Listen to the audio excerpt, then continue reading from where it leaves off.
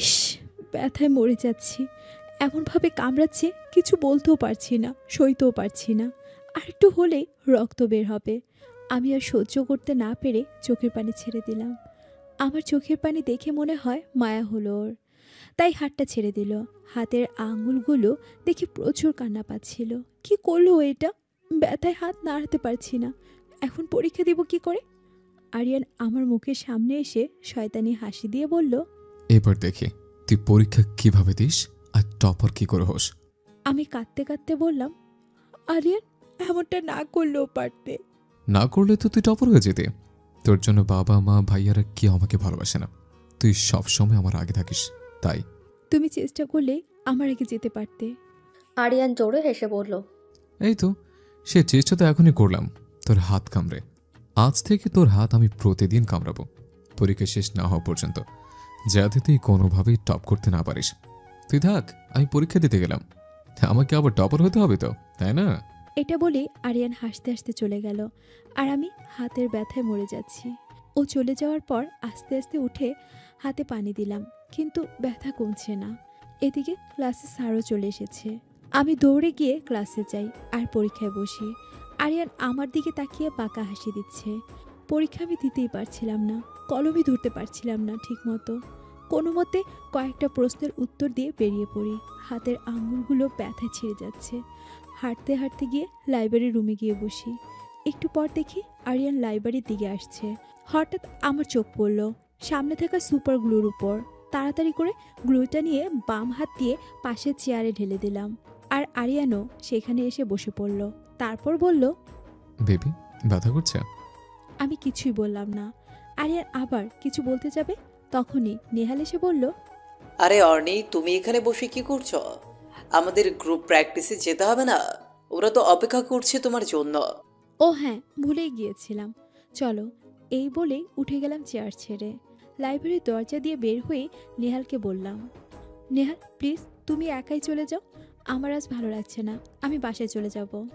ও আচ্ছা, চলো আমি দিয়ে আসি। না না, ঠিক আছে, লাগবে না। আচ্ছা ঠিক আছে, সাবধানে যেও। এই বলে নেহাল চলে গেল। আমি লাইব্রেরির রুমে গিয়ে দেখি আরিয়ান চেয়ার ছেড়ে ওঠার অনেক চেষ্টা করছে, কিন্তু উঠতে পারছে না। এবার আমি ওর সামনে গিয়ে বললাম, নে, এবার তুই বসে থাক। আরিয়ান রেগে বলল, অনেক ভালো হবে না কিন্তু আমি একবার যদি উঠতে পারি, তোর যে কি হাল করব তুই পাপের জন্ম ভরবি না। আগে ছাড়া পেয়ে নে। ওকে এইভাবে দেখে আমার শান্তি লাগছে না, মন চাইছে আরো কিছু করি। কি করব? কি করা যায়? হঠাৎ ময়লার ড্রাম দেখলাম, ব্যাস এটা এনে সব ময়লা ওর উপর ঢেলে দিলাম। বালু দিয়ে ওর চুলগুলো পুরো ভরে গেছে। ও রেগে বলতে লাগলো, এটার দাম তোকে দিতে হবে। আই ডোন্ট কেয়ার ভাব নিয়ে বললাম, দেখি তুই কি করতে পারিস। এটা বলে লাইব্রেরি ছেড়ে চলে এলাম। ভাগ্যিস আজ লাইব্রেরিতে কেউ ছিল না, না হলে ওর সাথে এটা করতেই পারতাম না, শালা। এদিকে আরিয়ান চেয়ার ছেড়ে কোনোভাবেই উঠতে পারছে না। তারপর আবার বালি দিয়ে সারা শরীর কিসকিস করছে। হঠাৎ লাইব্রেরি রুমে রিমন ঢুকে বলল, কিরে মামা, তোর এই অবস্থা কি করছে? ওই শালিটায়। অর্নি, হুম। রিমন হাসতে হাসতে বলল, তোরা দুইটা টমজেরি থেকেও ডেঞ্জারাস। ভালো বেচাল পারিস না, আমার আগে ছোট এখান থেকে। রিমন রাধিফকে কল করে ডাকলো। তারপর ওরা দুজনে মিলে অনেক কষ্টে আরিয়ানকে চেয়ার থেকে ছুটালো। কিন্তু বিপত্তি ঘটলো, ওর প্যান্ট ছিঁড়ে গেছে। এখন বের হবে কিভাবে? রাধিফ ব্যাগ থেকে একটা লুঙ্গি বের করে বলল, ছোট বোন শয়তানি করে এটা ব্যাগে ঢুকাইছিল, কিন্তু এটা যে এভাবে কাজে লেগে যাবে ভাবতেও পারি নাই। রাধিফের কথা শুনে রিমন হাসতে হাসতে শেষ, আর আরিয়ান রাগে জ্বলে যাচ্ছে। তারপর রাধিফকে বলল, লুঙ্গি ছাড়া কি আর কোনো উপায় নেই? না রে ভাই। আরিয়ান লুঙ্গি পরল। এখন ওকে অনেক হাস্যকর লাগছে। প্যান্টের ওপর লুঙ্গি। রাধিফ বলল, দোস্ত একটা সেলফি নিয়ে ফেসবুকে পোস্ট করি। আরিয়ান রাধিফের দিকে চোখ গরম করে তাকাতেই রাধিফ চুপ হয়ে যায়। রাধিফ লাইব্রেরি থেকে বের হতেই সবাই ওকে দেখে হাসা শুরু করলো, আর অনেকে ছবিও তোলা শুরু করলো, যেন কোনো দাগে আসামি যাচ্ছে। আরিয়ান একটা বই দিয়ে মুখ ঢেকে ফেলল। তারপর যখন ভার্সিটির ক্যাম্পাস দিয়ে হাঁটছিল, তখনই অর্নি এসে ওর বই সরিয়ে দিয়ে বলল, আরিয়ান মুখ লুকাচ্ছে কেন? দেখাও তোমার এই চেহারাখানি। আরিয়ানের প্রচুর মেজাজ গরম হচ্ছে, কিন্তু কিছুই বলতে পারছে না। এদিকে পুরো ক্যাম্পাসে ওকে নিয়ে হাসাহাসি হচ্ছে। আরিয়ানের ইচ্ছে করছে ভার্সিটি থেকে ছুটে বেরিয়ে যেতে। এবার অর্ণি ওর বান্ধবীদের বলল, দোস্ত, আমার একটা ছবি তুলে দে। শোন, আমি যখন আরিয়ানের লুঙ্গি ধরে টান দিব তখনই তোরা ছবিটা তুলবি। এবার অর্ণি আরিয়ানের লুঙ্গির দিকে হাত বাড়াতেই আরিয়ান ওর হাত ধরে ফেলে আর হাত পেছনে মুচড়ে ধরে ওর বান্ধবীদের বলে, এবার একটা ছবি তোলো, ফেসবুক আপ দিতে হবে। ওর বান্ধবীরা না তুললেও রিমন আর রাদীপ ছবি তুলে ফেললো। তারপর আরিয়ান অর্ণির কানে কানে বলল, তোকে কাল দেখে নিচ্ছে। এটা বলেই চলে গেল। সাথে রিমন আর রাদীপও গেল। আর অর্ণি হাত ডলতে টলতে বলল, শালা, তোরে যদি পাগলা কুত্তার কামড় না খাওয়াইছি, আমার নামও আনিকা অর্ণি না। বর্ষা অর্ণির কাঁধে হাত রেখে বলল, দোস্ত, ও তোর সাথে এমন করে কেন রে? তোর সাথে ওর কিসের শত্রুতা? ও তো ছোটবেলা থেকে আমার শত্রু। ওর মা আমার মার বান্ধবী, তাই দুজনই আমাদের ব্যাপারে আলোচনা করে। এখন ওর মা আমার প্রশংসা শুনে ঘরে গিয়ে ওকে বকে, তাই ও আমার উপর ওর রাগ ছাড়ে। শয়তান একটা। এতদিন সহ্য করেছি, আর না, এবার ওরে শিক্ষা দিব প্রতি পদে পদে। দেখিস কিন্তু আরিয়ান কিন্তু অনেক খারাপ। ওর চেয়ে বেশি খারাপ আমি। কালকে আসুক, তারপর দেখিস কি করি। বর্ষা আর অর্ণি বাসায় চলে গেল। পরের দিন আরিয়ান ভার্সিটির গেটের সামনে অর্ণির জন্য অপেক্ষা করছে, কিন্তু ও এখনও আসছে না। এদিকে পরীক্ষার সময়ও হয়ে গেছে। আরিয়ান মনে মনে বলল, পরীক্ষা কি দেবে না নাকি? আরিয়ান আর অপেক্ষা না করে ক্লাসে চলে গেল। ক্লাসে গিয়েই ওর চোখ কপালে উঠে গেল। অর্ণি ওর দিকে তাকিয়ে 32টা দাঁত বের করে হাসছে। আরিয়ানের মাথায় আগুন ধরে গেল। ও অর্ণির সামনে গিয়ে বলল, তুই আসলি কখন? এবার অর্ণি ঢং করে বলল, এ মা, সে কি, তুই দেখিসনি? আমি তো তোর সামনে দিয়ে এসেছি। আরিয়ান কপাল কুঁচকে বলল। কিভাবে? অর্ণি বোরকা দেখিয়ে হাসতে লাগলো। আর আরিয়ান রাগে কিছু না বলে সিটে গিয়ে বসলো। আর মনে মনে বলল, পরীক্ষা দিয়ে খালি বের হ, তোর উল্টো ছোলায় পিটামো শালি। আমার সাথে বাদ পড়ে, আজকে খালি ক্লাস থেকে বের হ। এদিকে অর্ণি মনে মনে বলছে, তোরে সুযোগ পাইলে লাল পিঁপড়ার কামড় খামু, দাঁড়া। দুজনেই পরীক্ষা দিতে বসলো। কিন্তু দুজনের মনই কাকে কে শায়েস্তা করতে পারে এই জায়গায়। পরীক্ষার হলেও একজন আরেকজনকে চোখ রাঙাচ্ছে। অর্ণির পরীক্ষা শেষ হতেই ও বেরিয়ে পড়ল। তারপর বাথরুমে গিয়ে 2 নাম্বার বোরকাটা পরলো, কারণ অর্ণি জানে আগের বোরকাটা পরলে আরিয়ানকে চিনে ফেলবে। বোরকা পরে বের হতেই দেখে আরিয়ান ক্লাস থেকে বের হয়েছে। আরিয়ানকে দেখে অর্ণি উল্টো দিকে হাঁটা ধরল। আরিয়ান অর্ণিকে খুঁজছে, কিন্তু পাচ্ছে না। হাঁটতে হাঁটতে হঠাৎ রিমন বলল, হতে পারে ও বোরকা পরেই আমাদের সামনে ঘুরে বেড়াচ্ছে, কিন্তু আমরা চিনতে পারছি না। রাইট, কিন্তু রাতিফ কই? শালায় খাইতে গেছে। ধুর, পেটু খারামি। আচ্ছা, ওর কথা বাদ, চল অর্ণিরে খুঁজে। ওকে। শোন, তুই যদি ওরা দেখতে পাস তাহলে আমরা কল দিবি। তুই ওদিকে যা, আমি এদিকে যাই। রিমন আর আরিয়ান দুজনে দুদিকে গেল। এদিকে অর্ণি এসে লিফটে ঢুকলো। সাথে সাথে আরিয়ান এসেও ঢুকলো। আরিয়ানকে ঢুকতে থেকে অর্ণির ভয়ে কলিজা শুকিয়ে গেছে। অর্ণির ভয় করছে আরিয়ান চিনে ফেললো নাকি। কিন্তু আরিয়ান এসে ফোন বের করে কাকে যেন কল দিল। তারপর বলল, কি রে রেমন, ওরে পাইছিস? না। আচ্ছা, খুঁজতে থাক। এই বলে কল কেটে দিল। অর্ণি এবার একটা নিশ্চিন্ত মনে শ্বাস ফেলল। যাক, চিনতে পারেনি। লিফট একতলায় আসতেই দরজা খুলে গেল আর আরিয়ান আগে বেরিয়ে গেল। তারপর অর্ণি বের হলো। ও বের হওয়ার সাথে সাথেই বর্ষা এসে বলল, দোস্ত, আরিয়ান কিন্তু তোকে খুঁজছে। আমি জানি তুই আমার সাথে কথা বলিস না, ও দেখলে কিন্তু চিনে ফেলবে। ওকে। এটা বলে বর্ষা চলে গেল। আরিয়ান হাঁটতে হাঁটতে দেখলো বর্ষা আসছে। ও বর্ষার পথ আটকে বলল, অর্ণি কই? বাসায় চলে গেছে। কি? কই? আমি তো দেখলাম না। তুমি বের হওয়ার আগেই চলে গেছে। আরিয়ান বিরক্তিতে বলল। আচ্ছা, যাও। তারপর বর্ষা যেতেই মনে মনে বলল, আমার ভয় পালাইছে, দেখি কতদিন পালাতে পারিস। তারপর রিমনকে নিয়ে ক্যান্টিনে গেল। এদিকে অর্ণি বর্ষাকে নিয়ে ক্যান্টিনেই বসেছিল। হঠাৎ আরিয়ান আর রিমনকে দেখে দুজন দুজনের দিকে তাকালো। তারপর সামনে তাকিয়ে দেখলো ওরা এই টেবিলের দিকেই আসছে। ভয়ে ঢোক গিলছে অর্ণি। আল্লাহ, কিছু একটা করতে হবে। অর্ণি বর্ষার হাত ধরে উঠতে বলল। ওরা উঠে যেতে নিলেই আরিয়ান বর্ষা বলে ডাক দিয়ে ওদের সামনে আসলো। তারপর অর্ণির দিকে চেয়ে বলল, এটা কে? ও আমার বোন, আমাকে নিতে এসেছে। ও আচ্ছা, যাও। আরিয়ানের কাছ থেকে ছাড় পেতেই ওরা তাড়াতাড়ি হাঁটা শুরু করলো। আরিয়ান পেছনে ফিরে আবার ওদের ডাক দিল। এবার দুজনে খুব ভয় পেল। আল্লাহই জানে চিনে ফেলেছে নাকি। ওদিকে আরিয়ানের মনে সন্দেহ জাগছে, পাশের মেয়েটা অর্নি না তো? অর্নির পায়েও একই জুতো আছে। আরিয়ান ওদের দিকে এগোতে লাগলো।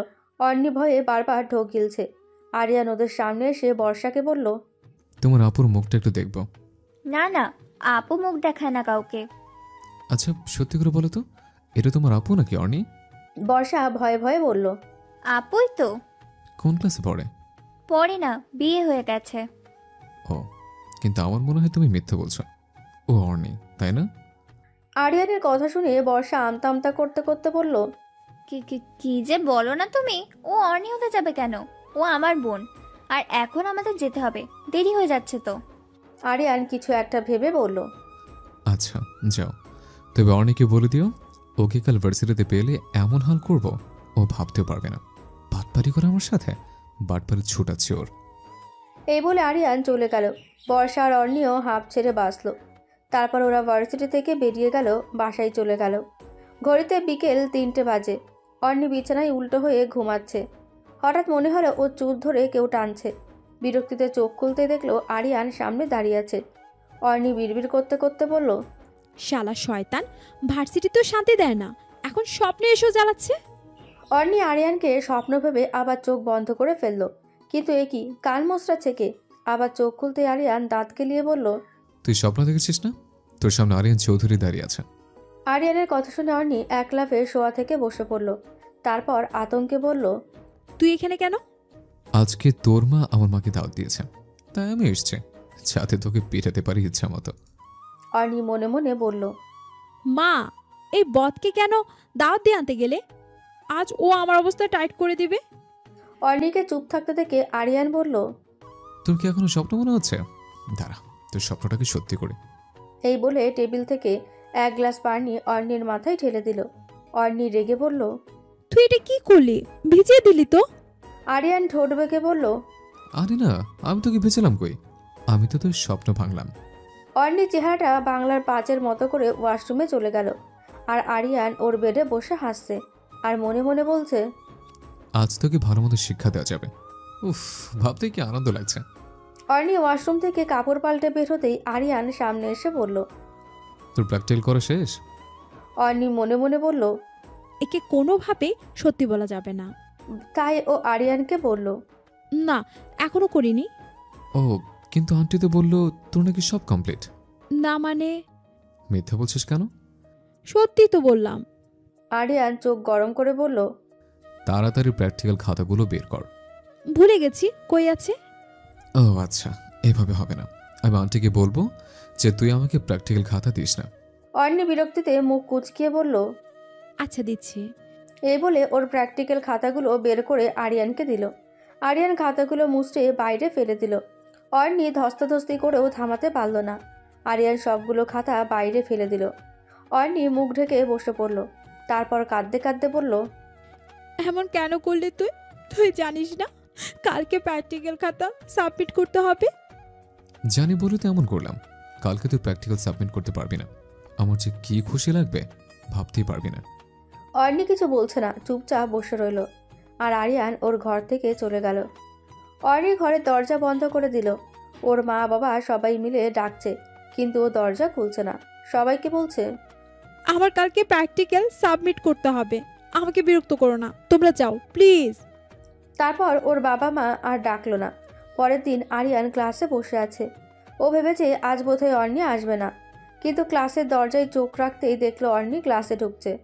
আরিয়ান ওর দিকে এগিয়ে এসে হাসতে হাসতে বলল, কি রে, প্র্যাকটিক্যাল খাতা ছেড়ে চলে এলে? এখন প্র্যাকটিক্যাল জমা দেবে কি করে? অর্নি কিছুই বলল না, চুপচাপ বসে রইল। অর্নিকে চুপ দেখে আরিয়ানও নিজের জায়গায় চলে গেল। একটু পর সবাই এক এক করে প্র্যাকটিক্যাল সাবমিট করতে গেল। যখন আরিয়ানের পালা এলো, তখন বড় রকমের একটা শক খেলো। ওর প্র্যাকটিক্যাল খাতায় লেখা নেই, সাদা খাতা। আরিয়ান অর্নির দিকে তাকাতেই অর্নি হাসতে লাগলো। আরিয়ান বুঝতে পারলো কাজটা অর্নির, কিন্তু ও এটা করলো কিভাবে? আরিয়ানের ভয়ে হাত কাঁপছে। আর সাবমিট করতে না পারলে আর হবেও না। অর্নি উঠে এসে আরিয়ানের হাতে ওর প্র্যাকটিক্যাল খাতা দিয়ে বলল, আমি তোর মতো না, তোকে একটু ভয় দেখাতে চেয়েছিলাম, তাই এমন করেছি। যা জমা দিয়ে আয়। আরিয়ান কিছু না বলে উঠে গেল। তারপর অর্ণিও প্র্যাকটিক্যাল জমা দিয়ে বাইরে এসে দেখলো নেহাল দাঁড়িয়ে আছে। ও গিয়ে নেহালের হাত ধরে বলল, থ্যাংক ইউ সো মাচ। তুই কাল যদি আমাকে লিখে না দিতি তাহলে আজ আমি জমাই দিতে পারতাম না। নেহাল হেসে বলল, ওয়েলকাম। এখন কি বাসে যাবে? না, লাইব্রেরিতে। ও চলো, আমিও যাব। এদিকে আরিয়ান লাইব্রেরিতে আগেই বসেছিল অর্ণিকে সরি বলার জন্য, কিন্তু নেহালের সাথে ওকে ঢুকতে দেখেই ওর মাথা গরম হয়ে গেল। আর নেহালকে আরিয়ান একদম সহ্য করতে পারে না। আরিয়ান সামনে গিয়ে আচমকায় অর্ণিকে ল্যাং মারল, কিন্তু অর্ণি পড়ল না। নেহাল ওকে ধরে ফেলল। অর্ণি সোজা হয়ে দাঁড়িয়েই আরিয়ানকে একটা করে কষে থাপ্পড় মারল। তারপর নেহালের হাত ধরে লাইব্রেরি থেকে বেরিয়ে গেল। ঘটনার আকস্মিকতায় আরিয়ান ভ্যাবলার মতো চেয়ে রইল অর্ণি আর নেহালে যাওয়ার দিকে। পেছন থেকে ডিমন এসে আরিয়ানের কাঁধে হাত রেখে বলল, দোস্ত, মেয়েটাকে একটা শিক্ষা দেওয়া দরকার। দেখছিস তোকে লাইব্রেরির সবার সামনে থাপ্পড় দিয়ে গেল। আরিয়ান গালে হাত দিয়ে চিবিয়ে চিবিয়ে বলল, শিক্ষা তো আমি দিবই, শুধু একটু অন্য পদ্ধতিতে। মানে হলে এবার আর ওকে মারবো না, খাতা নিয়ে যাব না। এবার একটু অন্য পদ্ধতিতে ওকে শিক্ষা দেব। প্ল্যানটা কি রে? না, প্ল্যান বললে মজা নষ্ট হয়ে যাবে। তার চেয়ে তুই শুধু চেয়ে চেয়ে দেখ আমি কি করি। এটা বলে আরিয়ান বেরিয়ে গেল। আর এদিকে অর্ণি আর নেহাল হাঁটছে। কথা বলতে বলতে নেহাল বলল, অর্ণি, তোমার প্রিন্সিপালের কাছে কমপ্লেন করা উচিত। সেটা করতে পারলে অনেক আগেই করতাম। কেন? সমস্যা কোথায়? ও আমার মায়ের বান্ধবীর ছেলে। তাহলে তো ভালোই, তুমি তোমার মাকে বিষয়টা শেয়ার করো। লাভ নেই। কেন? মা আরিয়ানকে খুব ভালো জানে। সে বিশ্বাসই করতে চায় না যে আরিয়ান এমন। ওর নামে কোনো কথা বললে উল্টো আমাকে। এতটুকু বলতেই নেহাল ওকে ধাক্কা দিল। ধাক্কা খেয়ে সামলাতে না পেরে অর্ণি পড়ে গেল। নেহাল দ্রুত এসে অর্ণিকে উঠিয়ে বলল, ঠিক আছো? ইস। অর্ণি জামা থেকে বালু ঝাড়তে ঝাড়তে বলল, হ্যাঁ, ঠিক আছে। আর একটু হলেই তো রিকশার নিচে চলে যেতে। Thank you Nehal. ধুর, এত থ্যাংক ইউ দেওয়া লাগবে না, আমরা তো ফ্রেন্ডে। অর্ণি হালকা হাসলো, কিন্তু কিছু বলল না। তারপর যে যার বাসায় চলে গেল। পরের দিন অর্ণি ভার্সিটিতে ঢুকতেই আরিয়ান ওর পথ আটকে দাঁড়ালো। অর্ণি মুখ শক্ত করে বলল, যেতে দাও। অর্ণি, কিছু কথা ছিল তোর সাথে। হ্যাঁ, বলো। সরি ইয়ার, তোর সাথে অনেক অন্যায় করেছি, প্লিজ মাফ করে দে। অর্ণি হালকা হেসে বলল, ইটস ওকে, ফ্রেন্ডই তো। চল ক্লাসে চল। আরিয়ান আর অর্ণি একসাথে ক্লাসে চলে গেল। ওদের দুজনকে একসাথে হেসে হেসে আসতে দেখে মোটামুটি সারা ক্লাস বিস্ময়ে চেয়েছিল, কারণ ভার্সিটির বেশিরভাগ স্টুডেন্টই ওদের মধ্যকার সাপ বেজের সম্পর্কটা জানে। কিন্তু হঠাৎ এত গলায় গলায় ভাব কেন? অর্ণি এসে বর্ষার পাশে বসলো। বর্ষা ভ্রুকুসকে জিজ্ঞেস করলো, কাহিনী কি মাম্মা? আরিয়ান এত ভালো হলো কিভাবে? অর্ণি হেসে বলল, জানি না, ও আজকে সরি বলেছে তাই মাফ করে দিচ্ছি। হঠাৎ সরি বললে কেন? নিশ্চয়ই কোনো গন্ডগোল আছে। অর্ণি বর্ষার দিকে উৎসুক দৃষ্টিতে চেয়ে বলল, কিসের গন্ডগোল? হয়তো তোকে লাইন মারার চেষ্টা করছে। অর্ণি বর্ষার মাথায় গাঁটটা মেরে বলল, তোর আষাঢ়ে গল্প বন্ধ কর বোন, প্লিজ। দোস্ত, সত্যি বিশ্বাস কর, আমার মনে হয় না ও এত সহজে তোর পিছু ছাড়বে। ও হয়তো তোর সাথে প্রেম করে তোকে কষ্ট দিতে চায়। তোর এটা কেন মনে হলো? কারণ যে ছেলে তোর ছায়াও মারায় না, ওই ছেলে এক রাতের মধ্যে ভালো হয়ে গেল কি করে? এখন ছেলেটা সরি বলে সব ঠিকঠাক করতে চাইছে, এই তো তোর সন্দেহ? তুই গোয়েন্দাগিরিতে নামলেই পারিস। দোস্ত, এভাবে কাউকে বিশ্বাস করিস না প্লিজ। শেষে দেখবি তোর এই বিশ্বাসটাই তোর কাল হয়ে দাঁড়িয়েছে। উফ, বর্ষা ফালতু প্যাচাল রাখতো। বর্ষা আর কিছু বলল না। দুজনেই ক্লাসে মনোযোগ দিল। ক্লাস শেষে অর্ণি আর বর্ষা লাইব্রেরির দিকে যাচ্ছে। পেছন থেকে আরিয়ান এসে বলল, লাইব্রেরিতে যাচ্ছিস তোরা? হুম।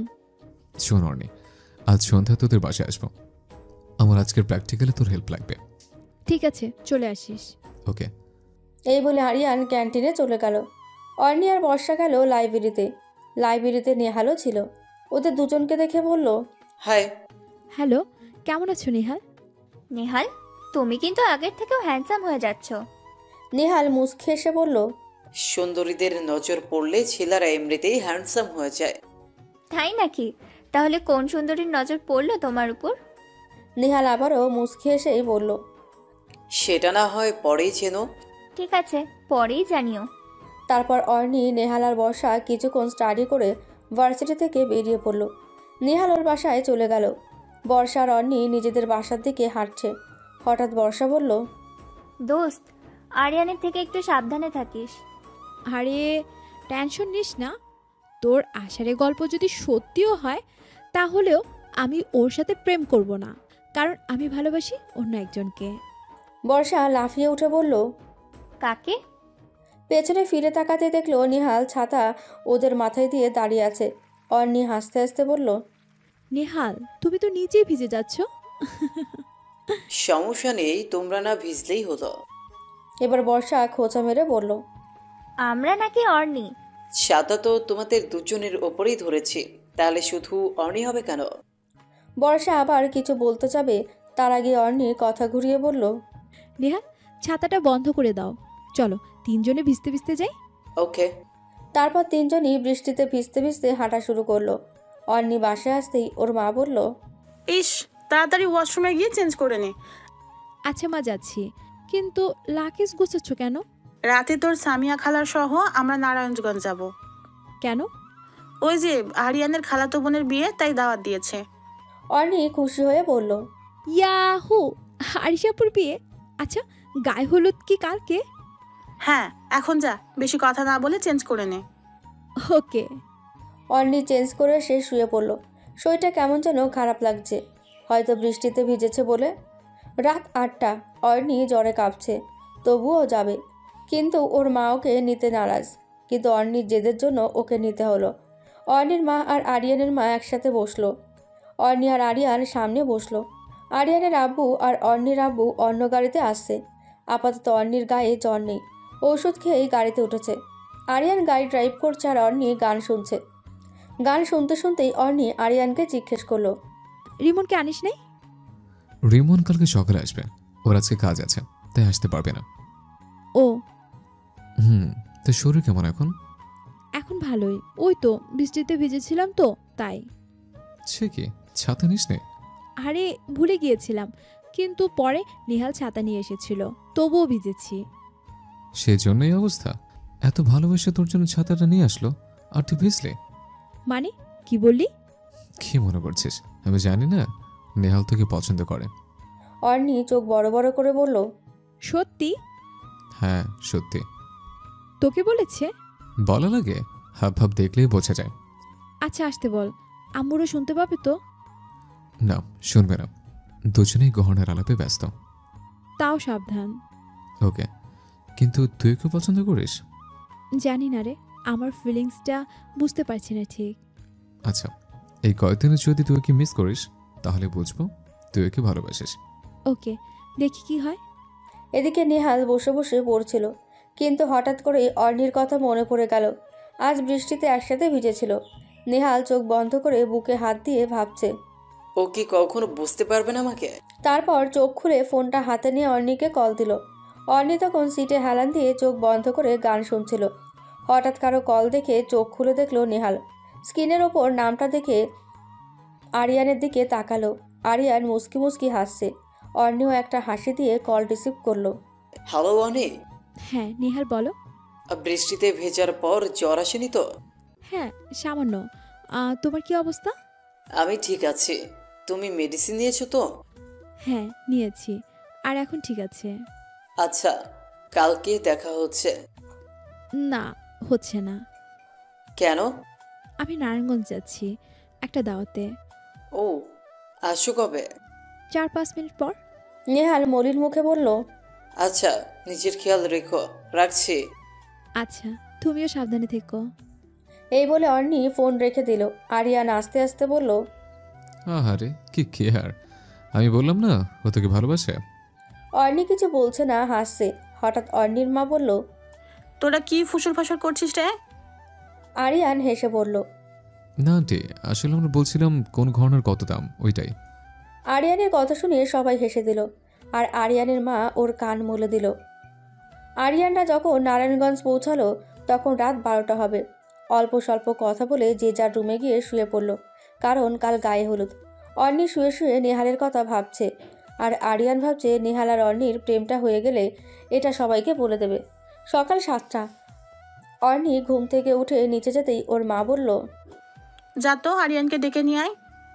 মা, ও তো ঘুমাচ্ছে বোধহয়। তাহলে ঘুম থেকে উঠিয়ে নিয়ে আয়। অগত্যা অর্ণি আরিয়ানের রুমে গেল ওকে ডাকতে। গিয়ে দেখে হাত পা ছড়িয়ে ঘুমাচ্ছে। অর্ণি গিয়ে জোরে জোরে বলল, আরিয়ান ওঠ, মা তোকে ডাকছে নিচে। ওই শুনতে পাচ্ছিস? ওহ হাল্লা গো, এটারে উঠামো কেমনে? তারপর অর্ণি আরিয়ানের হাতে একটা চিমটি দিল, কিন্তু কোনো লাভ হলো না। গন্ডারের মতো ঘুমাচ্ছেই। এবার অর্ণির মাথায় একটা শয়তানি বুদ্ধি এলো। ও আরিয়ানের গলায় হাত দিয়ে কাতুকুতু দেওয়া আরম্ভ করলো। আরিয়ান ঘুমের ঘোরে অর্ণির হাত টেনে ওর বুকের ওপর ফেললো ওকে। আরিয়ানের এমন কাজে অর্ণি হতভম্ব। অর্ণি ওর মুখের দিকে কিছুক্ষণ চেয়ে বলল, কে বলবে এই ছেলেটা যে এত বজ্জাত, ঘুমালে কত কিউট লাগে। তারপর আরিয়ানের হাতে একটা জোরে কামড় দিয়ে উঠে পড়ল অর্ণি। আর বেচারা আরিয়ান ধরপড় করে উঠল। তারপর হাতের দিকে চেয়ে রাগে অর্ণিকে বলল, কি হয়েছে তোর? এমন পাগলের মতো কামড়াচ্ছিস কেন? তুই ঘুম থেকে উঠছিস না, তাই কামড় দিচ্ছি। কামড় দেওয়া লাগে ডাকলেই তো হতো। ডেকেছি, কিন্তু তুই উঠিস নাই। আচ্ছা, এখন তো উঠছে, এখন বল কি হয়েছে? নিচে যেতে বলেছে তোকে। আচ্ছা, ফ্রেশ হয়ে আসছে, তুই যা। ওকে। আরিয়ান ফ্রেশ হয়ে নিচে নামতেই ওর মা বলল, যা তো বাবা, অর্ণিকে সাথে নিয়ে ফুল কিনে নিয়ে আয়। আরিয়ান চমকে উঠে বলল, কি? আমি? হ্যাঁ, এত অবাক হওয়ার কি আছে? ড্রাইভার গাড়ি করে ফুল নিয়ে আসবে, আর তোরা বাইকে করে যাবি। আরিয়ান মনে মনে বলল। শেষ পর্যন্ত এই দুনো দেখা লাগলো। তারপর আরিয়ান বাইকে বসে অর্ণিকে বলল। উঠে বস। অর্ণি উঠে আরিয়ানের পেট চেপে ধরল। আরিয়ান বলল, এই, আমার পেট জোরে ধরছিস কেন? হাত ছড়া। ও মা, না ধরলে তো পড়ে যাব। গেলে যাবি, কিন্তু ধরবি না। আচ্ছা, কাঁধে এক হাত দেই প্লিজ। আচ্ছা, ধর। অনেকক্ষণ ঘুরে ফুল কিনে গাড়িতে তুলল দুজনে মিলে। তারপর গাড়ি পাঠিয়ে দিল বাসায়। আর ওরা দুজন একটা হোটেলে ঢুকে ব্রেকফাস্ট শেষ করে বের হলো। বের হতেই বৃষ্টি শুরু। আরিয়ান দ্রুত ওর শার্টটা খুলে ফেলল। তারপর অর্ণির মাথা আর নিজের মাথার ওপর ধরে বলল, হোটেলে চল আবার। ওরা দ্রুত পায়ে হোটেলের দিকে এগিয়ে আসছিল। কাছাকাছি আসতে শুনতে পেল পাশের একটা চেয়ারের দোকান থেকে, হাম তেরে বিনা রহে नहीं सकते, তেরে বিনা ক্যা वजूद मेरा। এই গানটা বাজছিল। আরিয়ান আর অর্ণি নিজেদের দিকে চাওয়াচাই করলো। দুজনের মনেই একই প্রশ্ন। আরিয়ান বলে, এটা কি কাকতালীয়? বৃষ্টি পড়ছে, সাথে একটা মেয়ে যাকে আমি পছন্দ করি না, তাকে আমার শার্ট দিয়ে ঢাকতে ঢাকতে নিয়ে যাচ্ছে, তার উপরে এই গানটা বাজছে। অর্ণির মনেও একই চিন্তা। তবুও দুজনে হোটেলের সামনে পৌঁছলো। কিছুক্ষণ পর বৃষ্টি থামলে ওরা বাইকে উঠল। আরিয়ান খালি গায়ে বাইক চালাচ্ছে, আর অর্ণি আরিয়ানের শার্টটা এক হাতে নিয়ে আরেক হাতে ওর কাঁধ ধরে রাখলো। তারপর বাড়িতে এসে দুজনে কাপড় পাল্টালো। অর্ণি ওষুধ খেয়ে আরিয়ানের ঘরে গিয়ে দেখলো আরিয়ান চুলে জেল লাগাচ্ছে। অর্ণি পেছন থেকে এসে ওর পিঠে একটা চাপড় দিয়ে বলল, কিরে, এত মাঞ্জা মারছিস কেন? আর একটু পর থেকে তুই সুন্দরী মেয়েরা আসবে, তাই আর কি একটু জেল লাগাচ্ছে চুলে। ও, মাইয়া পটনের ধান্দা। বিয়ে বাড়িতে মাইয়া পটাইতেই যায়, পোলারা খাইতে না। ও, তাহলে তুই মাইয়া পটাবি? দাঁড়া, আন্টিরে কইতেছি। হ্যাঁ, নিচে মিঙ্গল হয়ে যাইবা আর আমি সিঙ্গেল হয়ে ঘুরবো। নো ওয়ে, আজকে মিঙ্গল হবো, দেখিস। আচ্ছা, আগে ক, তারপর দেখবো। আর এই নে তোর শার্ট। এমন দাস কেন? ধুয়ে দিবি। আমি ধুয়ে দেবো কেন? তোরে যত কষ্ট করে বৃষ্টিতে বাঁচাইলাম তাই। পারবো না, নিজেরটা নিজে ধুয়ে নিস। আর নাইলে আজকে যারে পটাবি তারে দিয়ে ধোয়া। তুই ধুয়ে আন, ওরে দিয়ে ধোয়াবো কেন? পারবো না। এটা বলে মুখ ভেঙচি দিয়ে শার্টটা ওর খাটে রেখে অর্ণি চলে গেল। আরিয়ানের রুম থেকে বের হতে দেখলো রিমন আর রাদীপ আসছে। ওদের দেখে অর্ণি ওদের সামনে গিয়ে দাঁড়িয়ে বলল, কেমন আছো তোমরা? রিমন হেসে বলল, ভালো, তুমি? হ্যাঁ, ভালোই। যাও, আরিয়ান রুমে আছে, মেয়ে পটানোর প্রস্তুতি নিচ্ছে। রাদীপ ভ্রু কুঁচকে বলল, ওটা আবার কেমনে নেয়? যাও, গিয়ে দেখো কেমনে নেয়। রিমন রাদীপ দুজনেই আরিয়ানের রুমে গিয়ে দেখে ও বডি স্প্রে দিচ্ছে আর চুলগুলো জেল দিয়ে স্টাইল করা। রাদীপ পেছন থেকে এসে বলল, মামা তোর আজকে সেই লাগতেছে। রিমন খাটে বসতে বসতে বলল, হ্যাঁ, অনেক হ্যান্ডসাম লাগছে। সবগুলো ক্র্যাশ খাবে দেখিস। আবার সব মেয়েই পটে না যায়, আমাদের জন্য 2-4টা রাখিস। আমার উপরে ক্রাশ খাবে না তো কার উপর খাবে? আমি আরিয়ান চৌধুরী, বুঝতে হবে। বুঝছি। এখন বল ওদের কি খবর? ওরা দুজন দুজনকে পছন্দ করে, কিন্তু এখনো কেউ কাউকে বলেনি। শুধু একবার বলতে দে, তারপর দেখিস কি করে। আমার মনে হয় তুই ভালো করছিস না, তোর এটা করা উচিত হচ্ছে না। তোরও তো চলছে কেন? দেখ, আমার জ্বলছে না, কিন্তু ওকে কষ্ট দিয়ে কি লাভ তোর? ওই দিন আমাকে যে সবার সামনে থাপ্পড় মারলো, ওইটা কিছু না? তবুও আমার মন সায় দিচ্ছে না। তুই চুপ থাক, তোর কিচ্ছু করতে হবে না। যা করার আমি আর রিমন করব। রাদীপ আর কিছু বলল না। রিমন প্রসঙ্গ পাল্টাতে বলল, আরিয়ান তুই থাক, আমরা একটু আন্টির সাথে দেখা করে আসি। ওকে, যা। রিমন আর রাদীপ আরিয়ানের মায়ের রুমের দিকেই গেল। রুমের সামনে আসতেই শুনতে পেল, আরিয়ানকে বলে দেওয়াই ভালো হবে। তুই এত উতলা হচ্ছিস কেন? উতলা হব না। যদি এখন আরিয়ান অন্যি অন্য কাউকে পছন্দ করে ফেলে তাহলে? আরে না, করবে না। আর তাছাড়া আর মাত্র কয়েকটা মাসই তো বাকি ওদের শেষ সেমিস্টারের। এরপর বলিস, কিন্তু এখন বলিস না। ওদের যে বিয়ে হয়েছে এটা বললে এমন কি সমস্যা আমি বুঝি না। আচ্ছা যাও, বলবো না। রিমন আর রাদীপ দরজার আড়ালে আরিয়ান আর অন্নি দুজনের মায়ের কথাই শুনে নিয়েছে। তারপর রাদীপ রিমনের হাত ধরে বাইরে নিয়ে আসলো আর বলল, দোস্ত এখন কি করব? ওরা যে বিবাহিত দুজনের একজনও জানে না। আমিও বুঝতেছি না কি করব। রাদীপও নিশ্চুপ, রিমনও কিছু বলছে না। হঠাৎ রাদীপ লাফিয়ে উঠে বলল, দোস্ত, বুদ্ধি পেয়েছি। কি? ওদেরকে আমরা প্রেমে ফেলামো। কি বলদের মতো কথা বলতেছিস? প্রেমে কেমনে পালায়? আরে জোর করে ফেলামো। কেমনে? মনে কর এখন গিয়ে আমরা ট্রুথ ডেয়ার খেলবো, আর ওদের কাপল ডান্স দিতে বলবো। মানে ওদের এই 4 দিন কাছাকাছি রাখবো। মনে হয় এতে কিছু হতে পারে। আইডিয়াটা খারাপ না, কিন্তু তোর কি মনে হয় এটাতে কাজ হবে? হলে হবে না, হলে আল্লাহর উপর। আমাদের চেষ্টা করতে তো দোষ নাই। এটা ঠিক বলছিস। চল এখন তুই গিয়ে অর্ণিকে ডেকে আনবি, আর আমি আরিয়ানের রুমে যাচ্ছি। রাদীপ অর্ণিকে ডাকতে গেল আর রিমন আরিয়ানের রুমে ঢুকতে দেখল 3টে মেয়ে বসে বসে আরিয়ানের সাথে গল্প করছে। রিমনকে আসতে দেখে আরিয়ান বলল, দোস্ত, ওরা আমার কাজিন শিউলি, রুমি, আইরিন। রিমন সবাইকে সালাম দিল। তারপর আরিয়ানের পাশে বসে বলল, দোস্ত চল সবাই মিলে ট্রুথ আর ডেয়ার খেলি। আচ্ছা, খেলা যায়, তাহলে ছাদে চল। রিমন আরিয়ান আর ওর কাজিনটা সহ ছাদে গেল। এদিকে রাদীপ আসলো অর্ণিকে নিয়ে। ট্রুথ আর ডেয়ার শুরু হয়েছে।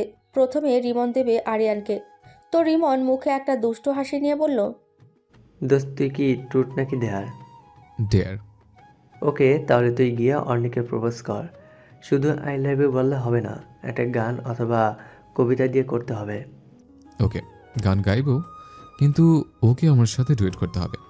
অর্ণি মুখ টিপে হেসে বলল, আচ্ছা যা, করব। তুই আগে শুরু কর। আরিয়ান শুরু করলো, শোনো বলি তোমায়, না বলা কথাগুলো আজ বলে দিতে চাই।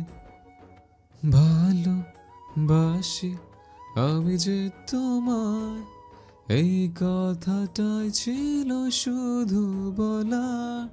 এবার অর্ণি শুরু করলো, বলো, কি বলতে চাও? সারাটা জীবন ধরে শুনে যেতে চাই। ভালোবাসি আমিও তোমায়। সব কথা কি মুখে বলে দিতে হয়? তারপর সবাই হাততালি দিল আর সবার অগোচরে রিমন ওদের এই ডুয়েটটা ভিডিও করলো। এবার শিউলি দেবে অর্ণিকে। শিউলি বলল, অর্ণি আপু, তুমি ট্রুথ নাকি ডেয়ার? ট্রুথ। আচ্ছা, তুমি কি কাউকে ভালোবাসো? অর্ণি কিছুটা ভেবে বলল, ভালোবাসি কি তা জানি না, তবে ফিল করি ওকে নিয়ে। অর্ণির উত্তরে আরিয়ান, রিমন, রাদীপ সবাই স্বস্তি পেল। এরপর অর্ণি দেবে রিমনকে। অর্ণি রিমনকে বলল, তুমি কি নিবা? ডেয়ার। ওকে, তাহলে তুমি তোমার টাইমলাইনে আমি হিজড়া এটা লিখে পোস্ট দাও। অর্ণি ডেয়া শুনে রিমন সহ সবার চোখ কপালে। রিমন কাঁদো কাঁদো গলায় বলল, প্লিজ এটা না, এটা করলে সারা জীবন কুমার থাকতে হবে আমার। ডিয়ার মানে ডিয়ার করতে হবে, আর না হলে হেরে যাবা। এবার আরিয়ান বলল, দোস্ত এটা করিস না, মান সম্মানের ব্যাপার, হেরে যা। রিমন কিছু একটা চিন্তা করে বলল, আচ্ছা দেব। এই বলে ওর ফোন বের করে ফেসবুকে গিয়ে লিখলো, আমি হিজড়া। এটা লিখে ওয়ানলি মি করে পোস্ট করলো। ওর পোস্ট দেখে সবাই হাসা শুরু করলো, সাথে রিমনও হাসলো। আর অর্ণি চেঁচিয়ে চেঁচিয়ে বলল, এটা কিন্তু চিটিং হবে না এটা। আরিয়ান হাসতে হাসতেই বলল, কেন হবে না? তুই তো বলিস নে যে অনলি মেয়ে করা যাবে, সেটা হয়েছে। এবার রুমি দিবে রাদিফকে। তো রুমি বলল, রাদীপ ভাইয়া তুমি কি নিবা? ট্রুথ। কয়বার স্কুল পালাইছো? আমি তো মাসে 2বার স্কুলে যেতাম। রাদীপের কথা শুনে সবাই হাসা শুরু করলো। রাদীপের পর আইরিন দেবে আরিয়ানকে। আইরিন বলল, আরিয়ান ভাইয়া তুমি এবার কি নিবা? ট্রুথ। তাহলে বলো, অ্যারেঞ্জ ম্যারেজ করবা নাকি লাভ? আরিয়ান মুচকি এসে বলল। এখনো কাউকে লাভ করি না, বাট লাভ ম্যারেজ করার ইচ্ছা আছে। অর্নি হেসে বলল, ওয়াও, যাক তোর ইচ্ছে পূরণ হোক, আমিন। অর্নির সাথে সাথে সবাই আমিন বলল। এবার অর্নি দেবে আরিয়ানকে। আরিয়ান ভেতরে ভেতরে ভয় পেতে লাগলো অর্নি আরিয়ানকে দেবে বলে। অর্নি একটা শয়তানি হাসি দিয়ে বলল, কিরে তুই কি নিবি? ডেয়ার। তুই গিয়ে রাস্তায় যে মেয়েকে প্রথম দেখবি ওরে প্রপোজ করবি, সাথে আমরাও যাব। আর প্রপোজ জোরে করবি, যাতে রাস্তার সবাই শুনতে পায়। একবার তো তোরে করছে, এখন আবার অন্য কাউকে করতে হবে। আচ্ছা চল। সবাই পেছনে পেছনে হাঁটছে আর আরিয়ান আগে আগে হাঁটছে। একটা মেয়েকে আসতে দেখা গেল। অর্নি পেছন থেকে বলল, শুরু কর। আরিয়ান আস্তে আস্তে সামনে এগোচ্ছে আর মেয়েটাও আসছে। কাছাকাছি আসতে দেখা গেল মেয়েটা টেরা। আরিয়ান পেছনে তাকিয়ে বলল, এটা তো টেরা। টেরা হয়েছে তো কি হয়েছে, মেয়ে তো, যা প্রপোজ কর। আরিয়ান মনে মনে অন্যকে গালি দিতে দিতে সামনে এগোচ্ছে আর পেছনে ওদের হাসতে হাসতে পেটে কিল ধরে যাচ্ছে। আরিয়ান মেয়েটার সামনে গিয়ে চোখ বন্ধ করে বলল, আই লাভ ইউ। তারপর চোখ খুলে দেখে মেয়েটা হেসে অন্যদিকে তাকিয়ে আছে। আরিয়ান মনে মনে বলল, আমি তোর সামনে, অন্যদিকে দেখাচ্ছে কেন? মেয়েটা যে তেরা এটা মনে পড়তেই বুঝলো যে মেয়েটা অন্যদিকে নয়, ওর দিকেই তাকিয়ে হাসছে। আরিয়ান মেয়েটাকে বলল, আপু আসল ফ্রেন্ড ডেয়ার দিয়েছিল, তাই এটা পূরণ করেছে। কে শোনে কার কথা? মেয়েটা আরিয়ানের হাত ধরে বলে, আমি আপনাকে অনেক পছন্দ করি। আরিয়ান কি করবে বুঝতে পারছে না। আর ওরা পেছনে ইচ্ছা মতো হাসছে। মেয়েটা কিছুতেই ওর হাত ছাড়ছে না। অন্নি আরিয়ানের পাশাপাশি দাঁড়িয়ে মেয়েটিকে বলল, আপু এই ছেলেটা বিবাহিত, তাই প্লিজ ওর হাতটা ছেড়ে দিন। অর্ণির কথা শুনে সবার হাসি বন্ধ হয়ে গেল। সবচেয়ে অবাক হলো রাদিফ আর রিমন। ওরা ভাবছে ও কিভাবে জানলো। অর্ণির কথা শুনে মেয়েটা আমসেবানা মুখ করে চলে গেল। তারপর অর্ণি হাসতে হাসতে বলল, সরি রে, তোর বিয়ে না হতে তোকে বিবাহিত বানিয়ে দিলাম। তোর জন্য তো এটা হলো। জিয়ার ইজ জিয়ার। আজ চল বাসে চল। অর্ণির কথায় রাদিফ আর রিমন স্বস্তি পেল। তারপর সবাই মিলে আবার ছাদে চলে গেল। এবার রাদীপ দেবে অর্ণিকে। রাদীপ বলল, কি নিবা? জিয়ার। ওকে, তাহলে হলুদে কাপল ডান্স দিতে হবে উইথ আরিয়ান। আরিয়ান লাফিয়ে বলে উঠল। না না, আমি করব না। অর্ণিও বলল, না, অন্য কিছু দাও। রাদিফ মিটমিটিয়ে হেসে বলল, ডেয়ার ইজ ডেয়ার, করতে হবে। অর্ণি মুখ বাঁকা করে বলল, ওকে করব। আরিয়ান ডান্সই তো করতে বলেছে, বিয়ে তো করতে বলে নাই। আর তোকে যখন রিমন টিয়ার দিয়েছিল তখন কিন্তু আমি তোর সাথে ডুয়েট গাইছিলাম। সো এখন তোরও আমার সাথে ডান্স করতে হবে। আরিয়ান উদাস ভঙ্গিতে বলল, আচ্ছা করব। খেলা শেষে সবাই উঠে পড়ল। যে যার যার ঘরে ফ্রেশ হতে চলে গেল। একটু পর সবাইকে খাওয়া দাওয়ার জন্য ডাকা হলো। সবাই একসাথে খাওয়া দাওয়া করলো। খাওয়া শেষে শিউলি, আইরিন, রুমি ওরা আরিশাকে পার্লারে নিয়ে গেল। অর্ণিকে ওদের সাথে যেতে বললো, কিন্তু অর্ণি গেল না। ওর পার্লারে যেতে ভালো লাগে না। এদিকে রাদিফ, রিমন আর আরিয়ান ঘুরতে যাওয়ার প্ল্যান করেছে। তো তিনজন গাড়িতে ওঠার পর রাদিফ ফুট করে বলল, গাড়িটা স্টার্ট দিস না, আমি আসছি। আচ্ছা তাড়াতাড়ি আসিস। রাদীপ বাসায় গিয়ে অর্ণির রুমে গিয়ে দেখলো ও বসে বসে একটা উপন্যাস পড়ছে। রাদিফ ওর সামনে এসে বলল, অর্ণি ঘুরতে যাবা? অর্ণি বইয়ের পাতা থেকে চোখ তুলে ভ্রু কুচকে বলল, কোথায়? এদিকে কাছে কোথায় একটা মেলা হচ্ছে, আমরা 3জন যাচ্ছি, তুমি যাবে? আচ্ছা চলো। ওরা তো পার্লারে গেছে আর তোমরাও বের হবে, আমি একা একা বোর হয়ে যাব। তার চেয়ে বরং গিয়ে ঘুরে আসি। আচ্ছা চলো। তুমি বাইরে গিয়ে দাঁড়াও, আমি 5 মিনিটে আসছি। ওকে। রাদীপ বাইরে গিয়ে দাঁড়ালো। একটু পর অর্ণি আসতেই ওকে নিয়ে গাড়ির সামনে এসে বলল, ও একা বাসায় বসে কি করবে, তাই ওকেও নিয়ে আসছি। রাদীপ এটা বলে রিমনকে চোখ মারে। রিমন রাদীপের চাল বুঝতে পেরে বলে, হ্যাঁ একদম ঠিক কাজ করেছিস। না হলে ও ঘরে থেকে বোর হয়ে যেত। এদিকে অর্ণিকে দেখে আরিয়ান মুড পুরো খারাপ হয়ে গেল। ভেবেছিল পেছনে 2 সিটে আরাম করে বসবে, কিন্তু তার হলো কই। অর্ণি এসে আরিয়ানের পাশে বসলো। রিমন গাড়ি স্টার্ট দিল। 10-15 মিনিট পর একটা মেলার সামনে এসে গাড়ি দাঁড় করালো। মেলায় অনেক মানুষ গিজগিজ করছে। ওরা 4 জন গাড়ি থেকে নামলো, আর মানুষজন ঠেলে ঠুলে ভেতরে গেল। রাজীব নাগরদোলা দেখে বলল, নাগরদোলা চড়বি? রিমন বলল, আমি তো চল ভাই। আরিয়ান তুই? আমিও আছি। অর্ণি মুখ কালো করে বলল, আমি পারবো না, আমার ভয় করে। রাজীব হেসে বলল, প্রথম প্রথম একটু ভয় করে, কিন্তু পরে ঠিক হয়ে যায়। সো চলো, তোমাকেও চড়তে হবে। প্রথমে অর্ণি আর আরিয়ান উঠল। আরিয়ান অর্ণির সাথে উঠতে চায়নি, কিন্তু রিমন আর আতিফ জোর করে উঠিয়েছে। নাগরদোলা ঘোরানো শুরু করতেই অর্ণি চিৎকার দিয়ে চোখ বন্ধ করে আরিয়ানের শার্ট খামচে ধরে ওকে জড়িয়ে ধরল। বেচারা আরিয়ান ওকে শান্ত করতে বলল, চোখ খোল, ভয় করবে না। না না, আমি পারবো না, পড়ে যাব। যতক্ষণ নাগরদোলা চলল ততক্ষণ অর্ণি আরিয়ানকে গলা জড়িয়ে রেখেছিল, আর এটা রিমন খুব সুন্দর করে ভিডিও করে রাখলো। তারপর ওরা নামার পর রাদিফ আর রিমন চলল। এদিকে অর্ণি ফুচকা দেখে সেদিকেই দৌড় দিল। এটা আবার ওরা কেউই খেয়াল করেনি। অর্ণি দাঁড়িয়ে দাঁড়িয়ে ফুচকা খাচ্ছিল, আর আরিয়ান, রিমন, রাদীপ 3 জন মিলে ওকে খুঁজছিল। হঠাৎ আরিয়ানের নজর পড়ল ফুচকাওয়ালার দোকানে। অর্ণি ওখানে দাঁড়িয়ে দাঁড়িয়ে মনের সুখে ফুচকা খাচ্ছে। আরিয়ান রেগে ওকে কিছু বলতে যাবে, তার আগেই অর্ণি একটা ফুচকা আরিয়ানের মুখের সামনে ধরল। ও কিছুই বলতে পারল না। টুপ করে ফুচকাটা অর্ণির হাত থেকে খেয়ে নিল। এটা রাদীপ দেখে চুপি চুপি ওর ফোনে ভিডিও করলো। তারপর ওরা দুজন ওদের কাছে গেল এবং 4 জনই ফুচকা খেতে শুরু করলো। সব থেকে বেশি অর্ণি খেয়েছে। ওদের ফুচকা খাওয়া দেখে পুরো মেলাটা ঘুরতে লাগলো। অর্ণি একটা কসমেটিক্সের দোকানের সামনে দাঁড়ালো চুড়ি কিনবে এই জন্য, কিন্তু ওর এক সেট চুড়িও পছন্দ হচ্ছে না। হঠাৎ আরিয়ান অর্ণিকে সোজা ওর দিকে ঘুরিয়ে বলল, এভাবে একটু দাঁড়া। কেন? দাঁড়াতে বলছি, দাঁড়া। আরিয়ান একটা ছোট সাদা নাকফুল অর্ণির নাকে পরিয়ে দিল। তারপর হেসে বলল, অর্ণি, তোকে নাকফুল অনেক সুন্দর লাগছে। অর্ণি আয়নায় নিজেকে দেখে মনে মনে বলল, আসলে সুন্দর লাগছে।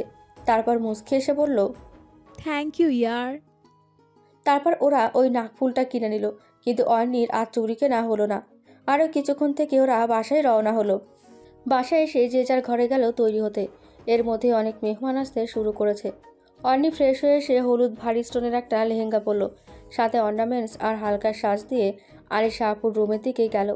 আরিশার রুমে বসে ওর বান্ধবীদের সাথে কথা বলছে। অর্ণি আরিশার পাশে বসে বলল, মাশাল্লাহ আপি, তোমাকে অনেক সুন্দর লাগছে। তোমাকেও ভালো লাগছে। আরিশা হেসে বলল। দ্রুত পায়ে রুমি এসে বলল, অর্ণি আপি আরিশা আপিকে নিয়ে আসো, স্টেজে বসাতে হবে। বলেই রুমি শুরুত করে চলে গেল। তারপর অর্ণি আর আরিশার বান্ধবীরা ওকে নিয়ে স্টেজে বসালো। এদিকে দোস্ত, তোকে একটা কথা বলবো। বডি স্প্রে দিতে দিতে আরিয়ান বলল, হ্যাঁ বল। অর্ণি তোকে ভালোবাসে। আরিয়ান চমকে পেছনে ফিরে বলল, কি বললি? এবার রিমন ওর পিঠে হাত রেখে বলল, হ্যাঁ, রাদীপ ঠিকই বলেছে। কিন্তু কিভাবে সম্ভব? ও তো নেহালকে। না, ও তোকে ভালোবাসে। তোরা কিভাবে জানলি? আমি যখন অর্ণিকে মেলা যাওয়ার জন্য ডাকতে গিয়েছিলাম, তখন ও ফোনে বর্ষাকে বলেছিল, জানিস আজ আরিয়ান আমাকে ট্রুথ ডেয়ার খেলার সময় প্রপোজ করেছিল। ওই পাশ থেকে বর্ষা কি বললো জানি না, কিন্তু ও বললো নেহালকে আমি ভালোবাসি না, ও আমার আকর্ষণ ছিল, কিন্তু আরিয়ানকে আমি ভালোবাসি। জানি না ও কবে বুঝবে। রাদীপের কথা শুনে আরিয়ান চিন্তিত মুখে বলল, সত্যি কি ওটাই বলেছিল?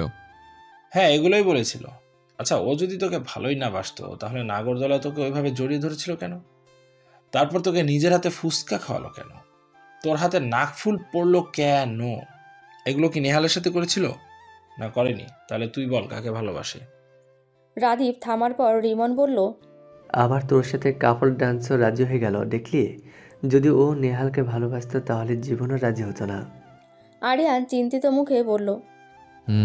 ব্যাপারগুলো ভাবাচ্ছে। তারপর রুম থেকে বেরিয়ে স্টেজের দিকে এগোতে লাগলো। এদিকে রাদীপ রিমনের কাঁধে হাত দিয়ে বলল, আল্লাহই জানে এই মিথ্যাগুলোতে কোনো কাজ হয় কিনা। কিন্তু আমাদের চেষ্টা করতে হবে। চল এখন বাইরে চল, দেখি ওরা কি করে। আরিয়ানকে স্টেজের দিকে আসতে দেখে অর্ণি এগিয়ে এসে বলল, বাহ, দারুণ লাগছে তোকে। আরিয়ান হাসলো। তোকে কম লাগছে কোথায়? প্রত্যুত্তরে অর্ণি হাসলো, আর আরিয়ান অর্ণিকে দেখছিল আসলেই কি এই মেয়েটা ওকে ভালোবাসে?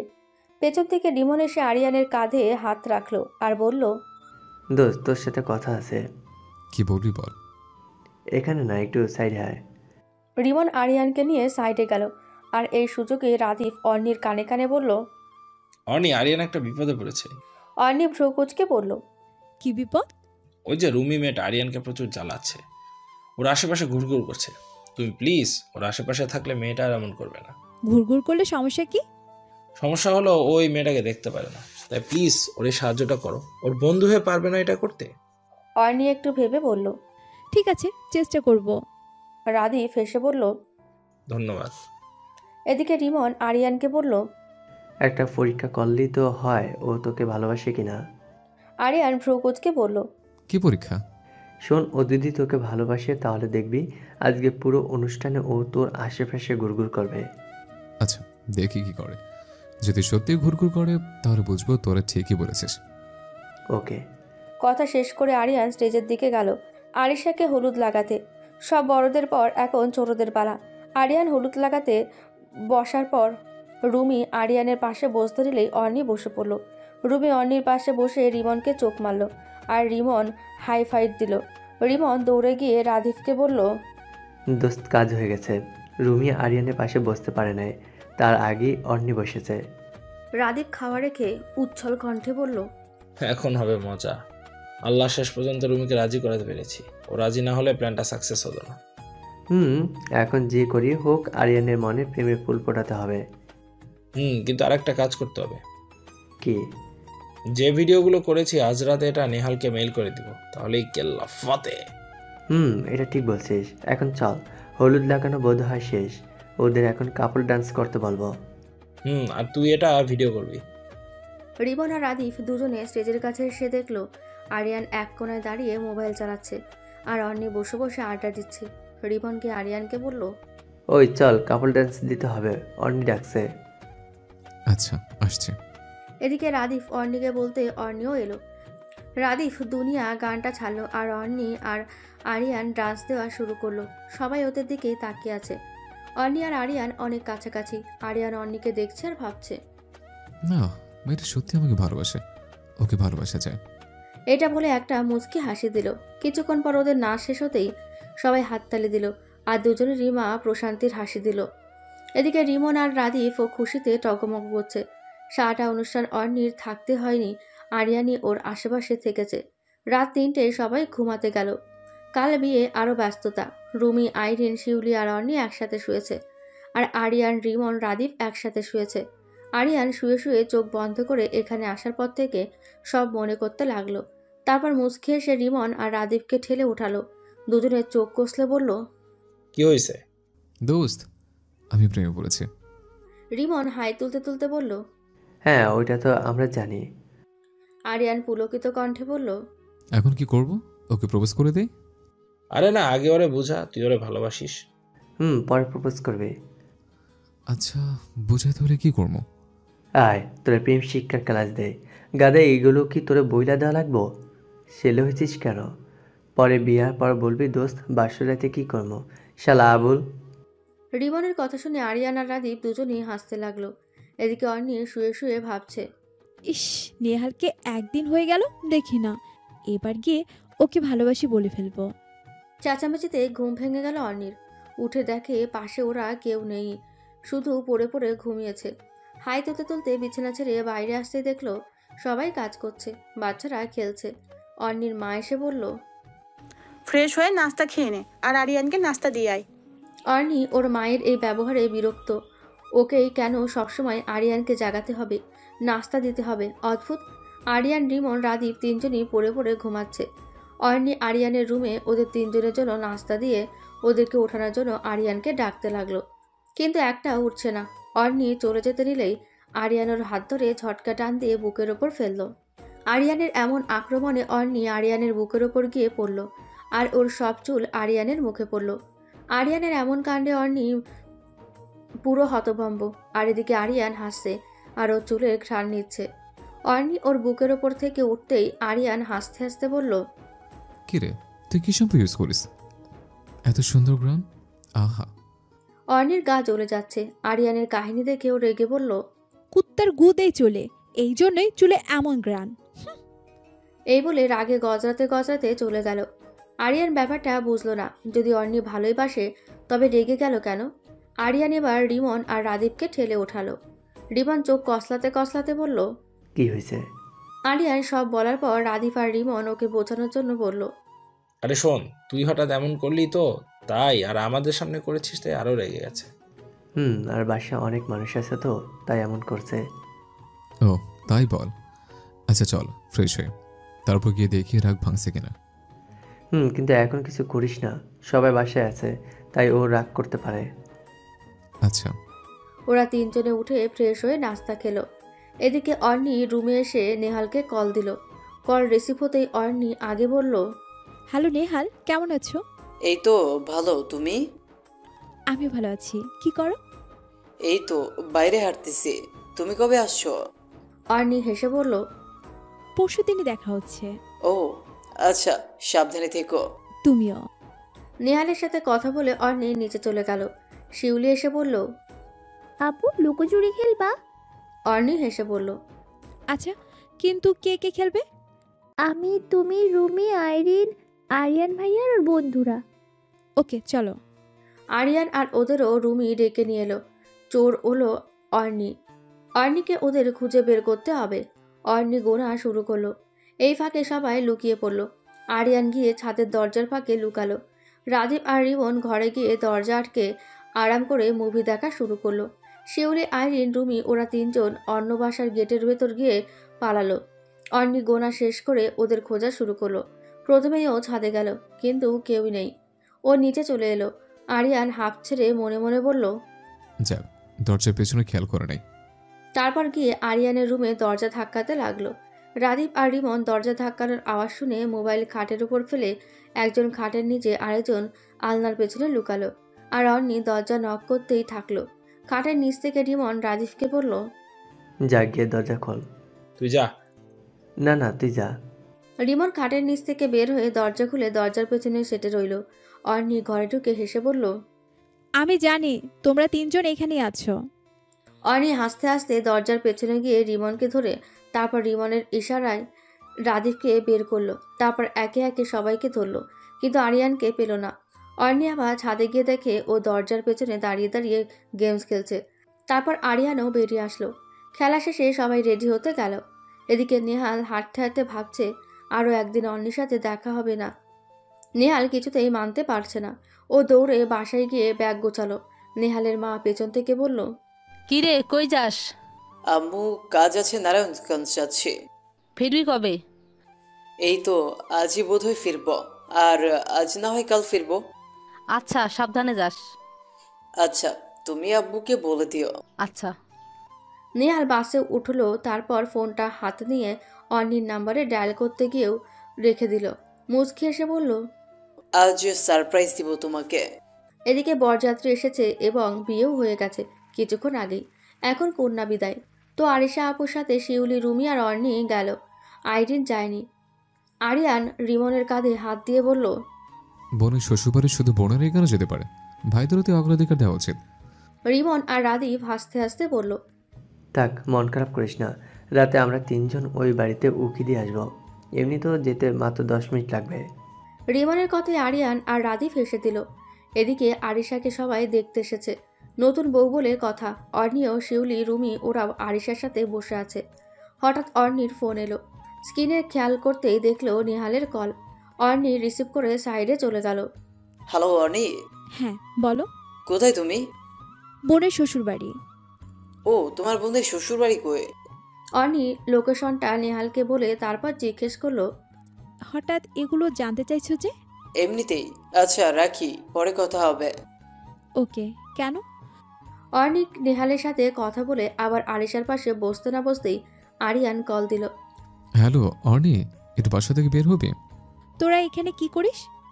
আমরা তিনজন বাসার সামনে আছি। আচ্ছা আসছি। এমনিতে আসছি, তুই একটু আয়। কি বলবি বল। অর্ণি আরিশার কানে কানে ওদের কথা বলে নিচে গেল। নিচে গিয়ে দেখে তিনজনেই গেটের সামনে দাঁড়িয়ে আছে। অর্ণি ভ্রুকুচকে জিজ্ঞেস করলো, তোর না আসলে হতো না? কেন? আসলে কি সমস্যা? আরিয়ান কিছু বলার আগেই রাদীপ বলল, ওই যে কালকে আবার ফিরতে হবে না, তাই আর কি। ও, সেটা তো বিকেলে। আর কাউকে কিছু বলার সুযোগ না দিয়ে ভেতর থেকে শিউলি এসে বলল, অর্ণি আপু, তোমাকে আরিশ আপু ডাকে। আচ্ছা চলো। এটা বলে অর্ণি চলে গেল। আরিয়ানরাও হতাশ হয়ে বাড়ির পথে চলল। রাত 10টা। অর্ণি জানালা দিয়ে বাইরে তাকিয়ে আছে। এই ঘরের জানালা দিয়ে রাস্তার বেশ খানিকটা স্পষ্ট দেখা যায়। অর্ণি ফোন বেজে উঠল। হ্যালো অর্ণি, তুমি কি একটু বাইরে আসতে পারবা? এখন? কেন? একটু আসো না, তারপর বলছি। আচ্ছা, আসছি। অর্ণি ঘরের বাইরে গিয়ে দেখে এখনো বাড়িতে মানুষ কমেনি। ও এই সুযোগে ও বাসার বাইরে এলো। এসে দেখে জলজান্ত নিহাল হাসি মুখ করে দাঁড়িয়ে আছে। অর্ণি অবাক হয়ে বলল, তুমি এখানে এত রাতে কিভাবে? নিহাল হাসতে হাসতে বলল, সকালে রওনা দিয়েছি, এখন এসে পৌঁছলাম মাত্র। কেন? নিহাল একটা খাম বের করলো, খামের সাথে একটা গোলাপও দিল আর বলল, এই খামটা তুমি সবাই ঘুমোলে লাইট বন্ধ করে মোম জ্বালিয়ে পড়বে, তাহলে বুঝতে পারবে আমার এখানে আসার কারণ কি। আর এই খামটা পড়ে যা বুঝেছো তা কালকে আমাকে বলবে। এই বলেই নেহাল ঘুরে হাঁটা ধরল। অর্ণি পেছন থেকে বলল, এখন কোথায় যাচ্ছ? ফিরে যাচ্ছি। অর্ণি আর কোনো কথা বলতে পারল না। তার আগেই নেহাল মিলিয়ে গেল। অর্ণি খাম আর ফুল এনে রাখলো ওর রুমে। ওকে এই রুমে থাকতে দেওয়া হয়েছে। ওর ইচ্ছে করছে এক্ষুনি পড়তে চিঠিটা, কিন্তু নেহালের কথা মনে পড়ায় নিজেকে অনেক কষ্টে সংবরণ করলো। প্রায় একটা টেবিলে মোম জ্বালিয়ে অর্ণি খামটা খুলল। অর্ণি, তোমার সাথে পরিচয়টা সাধারণভাবেই হয়েছিল। তুমিও ভার্সিটি থেকে বেরিয়ে রিক্সা পাচ্ছিলে না, আমিও পাচ্ছিলাম না। তারপর যাও একটা রিক্সা পেলাম, দুজনেই দৌড়ে গেলাম, তাতে তুমি আমি দুজনেই ধাক্কা খেলাম। অন্য সব মেয়েদের মতো তুমি বলনি যে চোখ কোথায় থাকে, দেখে হাঁটতে পারেন না, নাকি মেয়েদের দেখলেই ধাক্কা দিতে মন চায়? হ্যাঁ, এইগুলোর কিছুই তুমি বলনি, শুধু বলেছিলে। আমি ভীষণভাবে দুঃখিত। আপনার কি কোথাও লেগেছে? আসলে তাড়াহুড়োয় এমনটা হলো। আচ্ছা, এই রিকশায় আপনি চলে যান। তোমার কথাগুলো হয়তো অসাধারণ কোনো কথা ছিল না, খুব সিম্পল ছিল, কিন্তু কেন যেন তোমার সেই সিম্পল কথাগুলোই আমার হৃদয় হরণ করেছিল। মানে লাভ এট ফার্স্ট সাইট যাকে বলে। আমি স্বভাবতই মেয়েদের সাথে কথা বলতাম না, কিন্তু সেদিনের পর থেকে আমি বেহার মতো তোমার সাথে কথা বলতে যেতাম, জানো, নিজের কাছে নিজেই অবাক হয়ে যেতাম। তারপর ধীরে ধীরে তোমার সাথে আমার বন্ধুত্ব হয়ে গেল। আমি জানি না তুমি আমাকে ভালোবাসো কিনা, কিন্তু বুকে হাত রেখে বলতে পারি ভালোবাসি, ভালোবাসি, ভালোবাসি, ভালোবাসবো। বাসে বসে লিখেছিলাম, তাই আর কিছু মাথায় আসছিল না, যা আসলো তাই লিখলাম। এতে নেহাল। অর্ণি চিঠিটা ভাঁজ করে রেখে মুচকে হাসলো। তারপর নেহালকে কল দিল। হ্যালো। বলো। আমি কি বলবো তুমি আগে বলো। তুমি ফোন করেছো তাই তুমি আগে বলবে। ভালোবাসি আমিও। আমি তো উত্তরটা সকালে চেয়েছিলাম, এখন তো আমার রাতে ঘুম হবে না, তোমাকে দেখতে ইচ্ছে করবে। কি করি বলো তো? কি আর করবে, আপাতত ছবি দেখো। ছবি আর আসল এক না। কেন, ছবিতে কি নাক উপরে উঠে যায় আর চোখ কি নিচে নেমে যায়? নেহাল হাসতে হাসতে বলল, না তেমন না, আসলে সামনাসামনি তোমার চঞ্চলতাগুলো দেখা যায়, কিন্তু ছবিতে তোমার স্থিরতা আমায় কষ্ট দেয়। আহা, কবি কবি ভাব, কবিতার অভাব। তুমি যে আমার কবিতা, আমার বাঁশির রাগিনী, আমার স্বপন আধো জাগরণ, চিরদিনই তুমি যে আমার। বাহ, আবার গানও গাইছো? কি করব বলো, বুকের ভেতরটা শান্তি শান্তি লাগছে। আমারও। এদিকে আরিয়ান শুয়ে শুয়ে অর্ণিকে নিয়ে ভাবছে আর মুস্কি মুস্কি হাসছে। রাদীপ গেমস খেলতে খেলতে আরিয়ানের মুখের দিকে তাকিয়ে বলে, কি ভাবছিস? আরিয়ান উত্তর দেওয়ার আগে রিমন বলল, আরে অন্যের কথা ভাবছে, বুঝিস না কেন? ওহ তাই তো, বন্ধুর মনে তো আবার লাড্ডু ফুটেছে। আরিয়ান হেসে বলল, এই প্রথম কাউকে ভালোবাসলাম, তো যাকে দেখতে পারতাম না তাকে। এখান থেকে গিয়ে নেহারের সামনে প্রপোজ করব, তারপর দেখব বেচারা নেহারের কি হাল হয়। আরিয়ানের কথা শুনে রিমন রাদীপ দুজনেই বড় একটা ঢোক গিলল। আজ সকালে আরিয়ান তাড়াতাড়ি উঠেছে ঘুম থেকে। উঠে ফ্রেশও হয়নি, মায়ের কাছে গিয়ে জিজ্ঞেস করলো, মা, ওই বাড়ি যাবো কখন? দুপুরের দিকে। আরিয়ান হতাশ গলায় ও বলে চলে এলো রুমে। এসে রিমন আর রাদীপকে উঠালো। রাদীপ চোখ ডলতে ডলতে বলল, শান্তিতে একটু ঘুমাতেও তো দিবি না নাকি? ওইদিকে আমি অর্ণিকে দেখতে না পাই অশান্তিতে আছে, আর তোর আরামে ঘুমাবে? এটা হবে না, তাড়াতাড়ি ওঠ। আর এত উতলা হয়েছিস কেন? দুপুরে তো যাইতেছি ওই বাড়ি। এখনো তো অনেক সময়। আচ্ছা একটা কাজ কর, ওর সাথে একটু কথা বল, তাইলেই তো হয়। দাঁড়া, কল দিই। আবার দাঁড়ামো কেন? আমরা ঘুমাইলাম, তোরা কথা বল। আরিয়ান অর্ণিকে কল দিল। একবার রিং হওয়ার পরই কল রিসিভ হলো। আরে আজকে সূর্য কোন দিকে উঠেছে? তুই আজকে এত তাড়াতাড়ি ঘুম থেকে উঠলি কেমনে? আরে একজন এমনভাবে মিস করছে যার ঘুমাইতে পারি নাই। ও এই খবর, তো কাকে মিস করলি এত গভীরভাবে? আছে একজন, পর বলবো তোকে। আচ্ছা। এখন বল, ওইখানে কি অবস্থা? নাস্তা হয়েছে তোর? খাওয়া শেষ আমার, আর এদিকে ভালোই চলছে। আচ্ছা রাখি, আরিশাপু ডাকে। এটা বলে অর্ণি ফোন রেখে আরিশার রুমে গেল। আর আরিয়ান মনে মনে বলল, ধুর, এখন আর এসব টাকা লাগলো। অর্ণি কথা বলে নিজের রুমে আসতে নেহাল কল দিল। হ্যাঁ প্রিয়তম, বলুন, আপনার কলের অপেক্ষা করছিলাম। তাই নাকি? তাহলে অপেক্ষা না করে প্রিয়তমা কল দিলেই পারতো। প্রিয়তমা ভেবেছিল প্রিয়তমর এখনো ঘুম ভাঙেনি, তাই কল দেয়নি। প্রিয়তমার উত্তর শুনে কালকে সারা রাত ঘুমোতেই পারিনি। আহারে আমার প্রিয়তম, চিন্তা করো না, আমি আজ বিকেলে রওনা হব, আর কাল ভার্সিটিতে দেখা হবে। তবুও আরও একদিন দেখা হবে না? আহারে কি কষ্ট। গো, তোমার কি কষ্ট লাগে না? লাগলেও বা কি করব বলো। আচ্ছা এখন বলো কি করো? নাস্তা খেয়ে রুমে আসছি মাত্র। তুমি? আমি বসেই আছি, দুপুরের দিকে আম্মুর আসবে আপুকে নিতে। ও, তোমার সাথে আর কেউ আসছে? বোনেরা আসছে। আচ্ছা, সাবধানে থেকো। এখন রাখি, ভার্সিটির জন্য বের হতে হবে। তুমিও সাবধানে থেকো, আল্লাহ হাফেজ। অর্ণি আর নেহাল কিছুক্ষণ কথা বলে ফোন রেখে দিল। দুপুর 1টা, এই সবেমাত্র আরিয়ানরা এই বাড়ি এসেছে। আরিয়ান বাড়িতে ঢুকে দু চোখ দিয়ে এদিক সেদিক অর্ণিকে খুঁজছে, কিন্তু পেল না। হঠাৎ মাথায় একটা বুদ্ধি এলো, অর্ণিকে খুঁজে পাওয়ার। আরিয়ান নিজের মায়ের কাছে গিয়ে বলল, আম্মু আরিশাপুর সাথে দেখা করে চলে আসে, চলো। আচ্ছা চল। এই বাড়ি দু একজনকে জিজ্ঞেস করে মা ছেলে দুজনই আরিশার রুমে গেল। অর্ণির মা আরিশার শাশুড়ির সাথে কথা বলতে ব্যস্ত। আরিয়ান আরিশার রুমে গিয়ে দেখলো অর্ণি ওই রুমেই আছে, আরিশাকে সাজাচ্ছে। আরিয়ান মনে মনে বলল, যাক, পাগলা অবশেষে। তারপর বলল, আরিশাপু, তোমায় খুব সুন্দর লাগছে। থ্যাংক ইউ ভাই। আর অর্ণিকে লাগছে পেতনে। আরিয়ানের কথা শুনে সবাই হেসে দিল, কিন্তু অর্ণি মুখ গোমরা করে ওখান থেকে উঠে চলে গেল। আরিয়ানও মুচকি হেসে পিছু পিছু গেল। অর্ণি সোজা ছাদে গিয়ে পেছন ফিরে দাঁড়িয়ে রইল।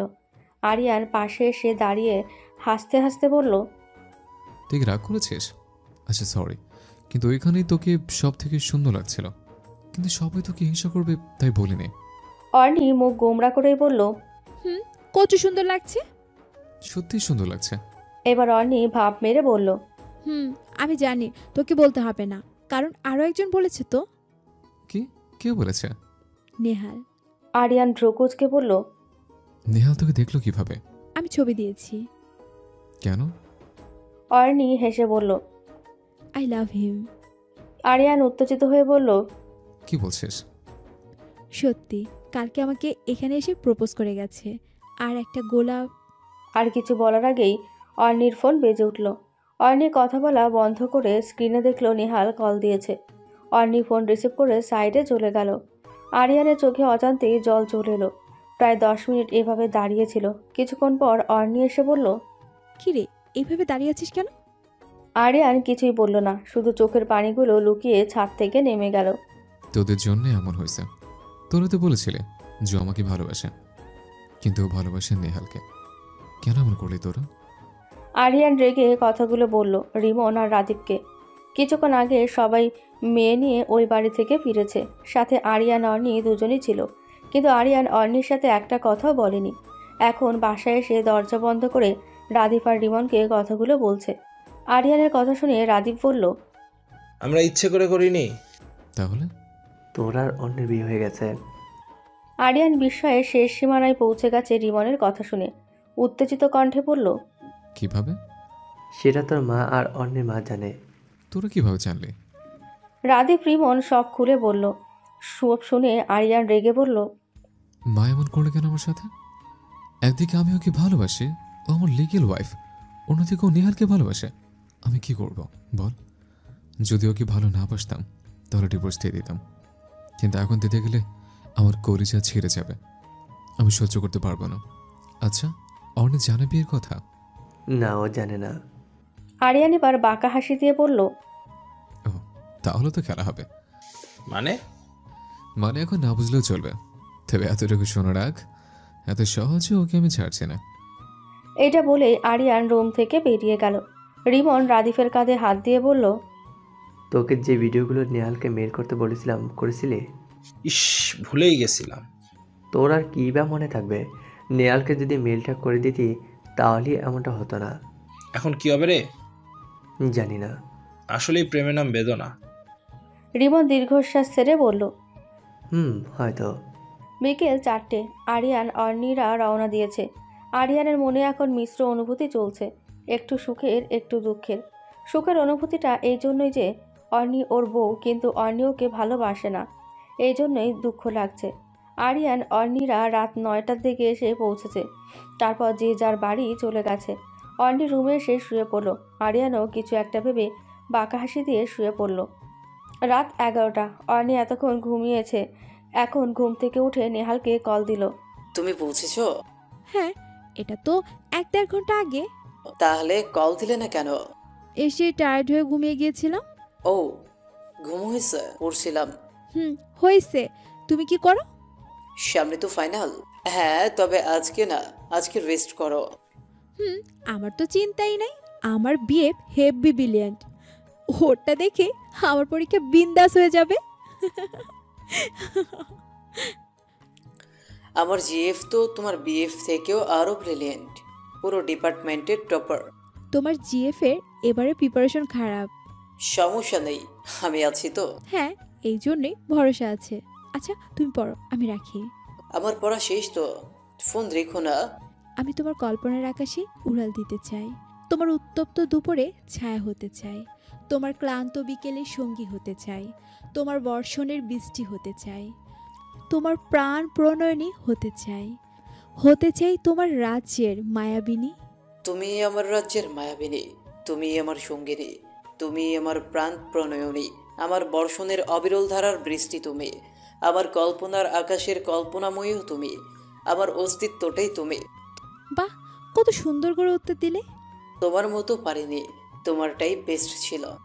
এভাবেই কথা হচ্ছে দুজনের। সকাল 9টা। অর্ণি এখনও ঘুমাচ্ছে। নেহালের সাথে কথা বলতে বলতে ভোর হয়ে গিয়েছিল, তাই এখনও ঘুমাচ্ছে। হঠাৎ অর্ণির ফোন আসায় ঘুম ঘুম চোখে রিসিভ করে বলল, কে? অর্ণি, তুমি এখনো ঘুমোচ্ছ? ও আচ্ছা, দাঁড়াও, 10 মিনিট দাও, আমি আসছি।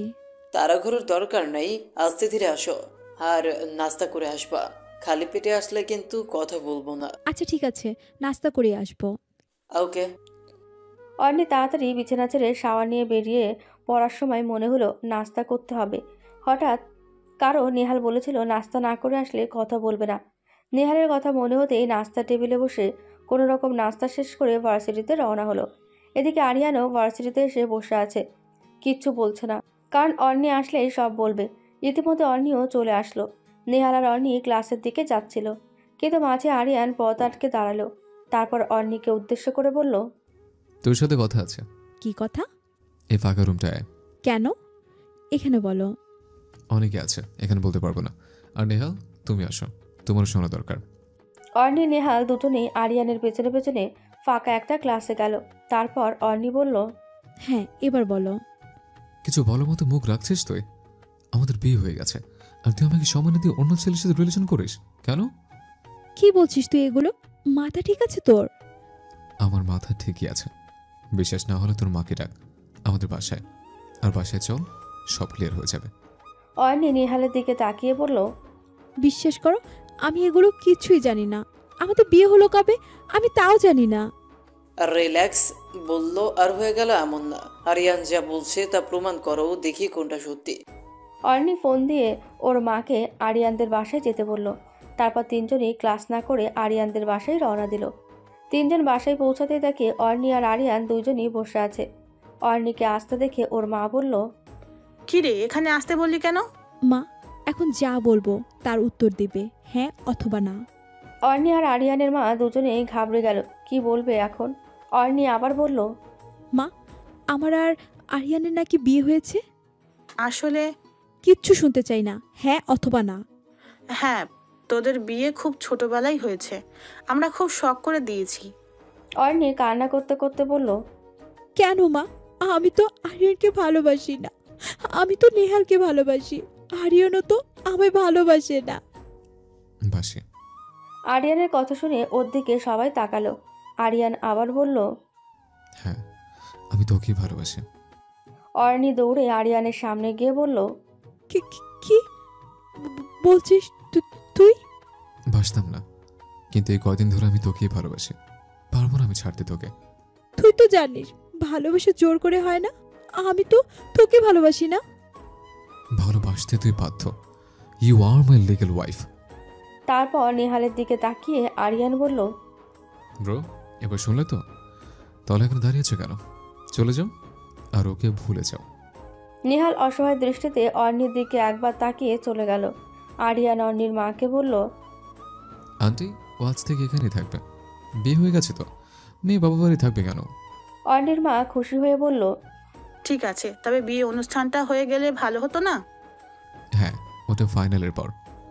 এবার আরিয়ানের মা বলল, তাহলে ও ততদিন ওই বাড়িই থাকুক। আরিয়ান অর্ণির দিকে তাকিয়ে বাঁকা এসে বলল, আচ্ছা কিন্তু প্রতিদিন ইউনিভার্সিটি আমার সাথে যাবে। অর্ণি কিছুই বলল না, কাঁদতে কাঁদতে বাড়ি থেকে বেরিয়ে বাসায় চলে এলো। তারপর দরজা বন্ধ করে বালিশে মুখ গুজে কাঁদতে লাগলো। আর নেহাল বাসায় না ফিরে লেকের পাড়ে বসে রইল। এই 5 দিন ধরে অর্ণি আরিয়ানের সাথে আসছে আর যাচ্ছে, এক পলকের জন্য নেহালের সাথে কথা বলতে পারেনি। অর্ণি আরিয়ানকে প্রচণ্ড ঘৃণা করে। নেহালও এখন চুপচাপ কারোর সাথে কথা বলে না। আজ 6ষ্ঠ দিন। অর্ণি ক্লাস শেষে ওয়াশরুমের কথা বলে লাইব্রেরিতে গেল নেহালের সাথে দেখা করতে। গিয়ে দেখে নেহাল হেড ডাউন করে বসে আছে। অর্ণি আস্তে আস্তে গিয়ে ওর কাঁধ স্পর্শ করলো। কারো স্পর্শ পেয়ে নেহাল চোখ তুলে তাকিয়ে অর্ণিকে দেখে সোজা দাঁড়িয়ে পড়ল। তারপর অর্ণিকে এক ঝটকায় জড়িয়ে ধরে বলল, কি করব বলো, আমি পারছি না, খুব কষ্ট হচ্ছে। আমিও পারছি না। এর মধ্যেই আরিয়ান এসে পড়ল লাইব্রেরিতে। তারপর অর্ণির সামনে এসে বলল, তুই এখানে কেন? এখনই চল। এই বলে ওর হাত টেনে নিয়ে যেতে নিলেই ও হাত ঝটকা দিয়ে সরিয়ে ফেলে। তারপর বলে, আমি যাব না। তুই কেন বুঝছিস না? আমি তোকে ভালোবাসি না। তুই বাধ্য করলে আমি তোর সাথে থাকবো, কিন্তু কখনো ভালোবাসতে পারবো না। I hate you Aryan. Aryan নিচের দিকে তাকিয়ে চোখ থেকে এক ফোঁটা পানি ফেলে। আবার অর্ণির দিকে তাকিয়ে বলল, আচ্ছা যা, তোকে মুক্তি দিলাম। কারণ আর যাই হোক, ভালোবাসা মানুষের চোখে ঘৃণা দেখা যায় না। তুই ওর সাথেই ভালো থাক, আমি তোকে ডিভোর্স দিয়ে দেবো, তবে ফাইনালের পর। এই বলে আরিয়ান চলে গেল। আর অর্ণি আবার নেহালকে জড়িয়ে ধরল। এদিকে আরিয়ান বাসায় এসে নিজের রুমে গিয়ে রাদিফ আর রিমনকে কল দিয়ে আসতে বলল। ওরা আসার পর দুজনকে জড়িয়ে ধরে বলল, সব শেষ। কি হয়েছে বলবি তো? কাঁদিস না, আগে বল। আমি ওকে নিজের কাছে রাখতে পারিনি। ও আমাকে ভালোবাসে না, ঘৃণা করে। আল্লাহ কার কপালে কখন কি লেখে কেউ জানে না। তুই কাঁদিস না প্লিজ, তোর জন্য আর ভালো কিছু অপেক্ষা করছে হয়তো। কিন্তু আমি যে ওকে ভালোবাসি। ভুলে যা। ভুলে গেলে শান্তি পাবি। বলতে পারবো না আমি, তোরাই বল, একটা মানুষকে ভালোবাসলে ভুলে কিভাবে? এই প্রশ্নের উত্তর ওরা কেউ দিতে পারল না। সত্যি ভালোবাসার মানুষকে কখনোই ভোলা যায় না। রাদিফ আর রিমন অনেকক্ষণ সান্ত্বনা দিয়ে চলে গেল। রাত 11টা। খোলা জানালা দক্ষিণের বাতাসে ঢেকে যায় পর্দার আড়ালে।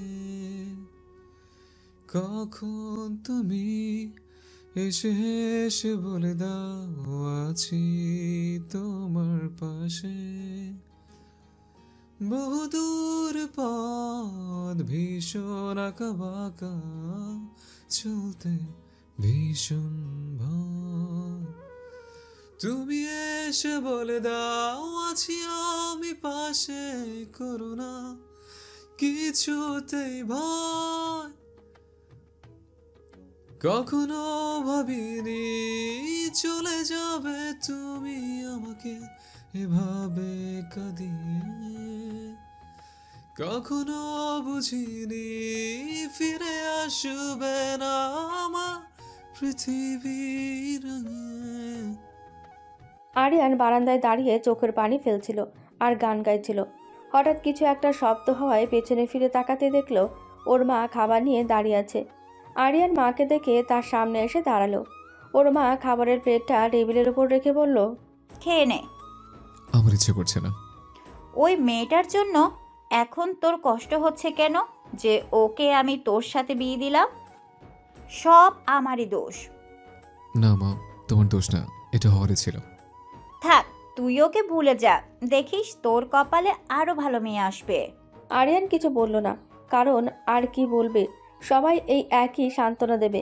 আরিয়ানের মা রুম থেকে চলে গেল আর ও আবার বারান্দায় দাঁড়িয়ে রইল। এভাবে বেশ কিছুদিন কেটে গেল। আরিয়ান আগের মতো নেই, খুব চুপচাপ থাকে। রিমন রাদীপ ওদের সাথেও খুব একটা কথা বলে না, প্রয়োজনে দু একটা, এর বেশি না। হঠাৎ একদিন সকালে আরিয়ান আনমনে হাঁটছে রাস্তা দিয়ে। হঠাৎ কে যেন ওকে ধাক্কা দিয়ে সাইডে সরিয়ে দিল। তারপর ওর কাঁধ ধরে বলল, আর একটু হলেই তো গাড়ির নিচে চাপা পড়তে।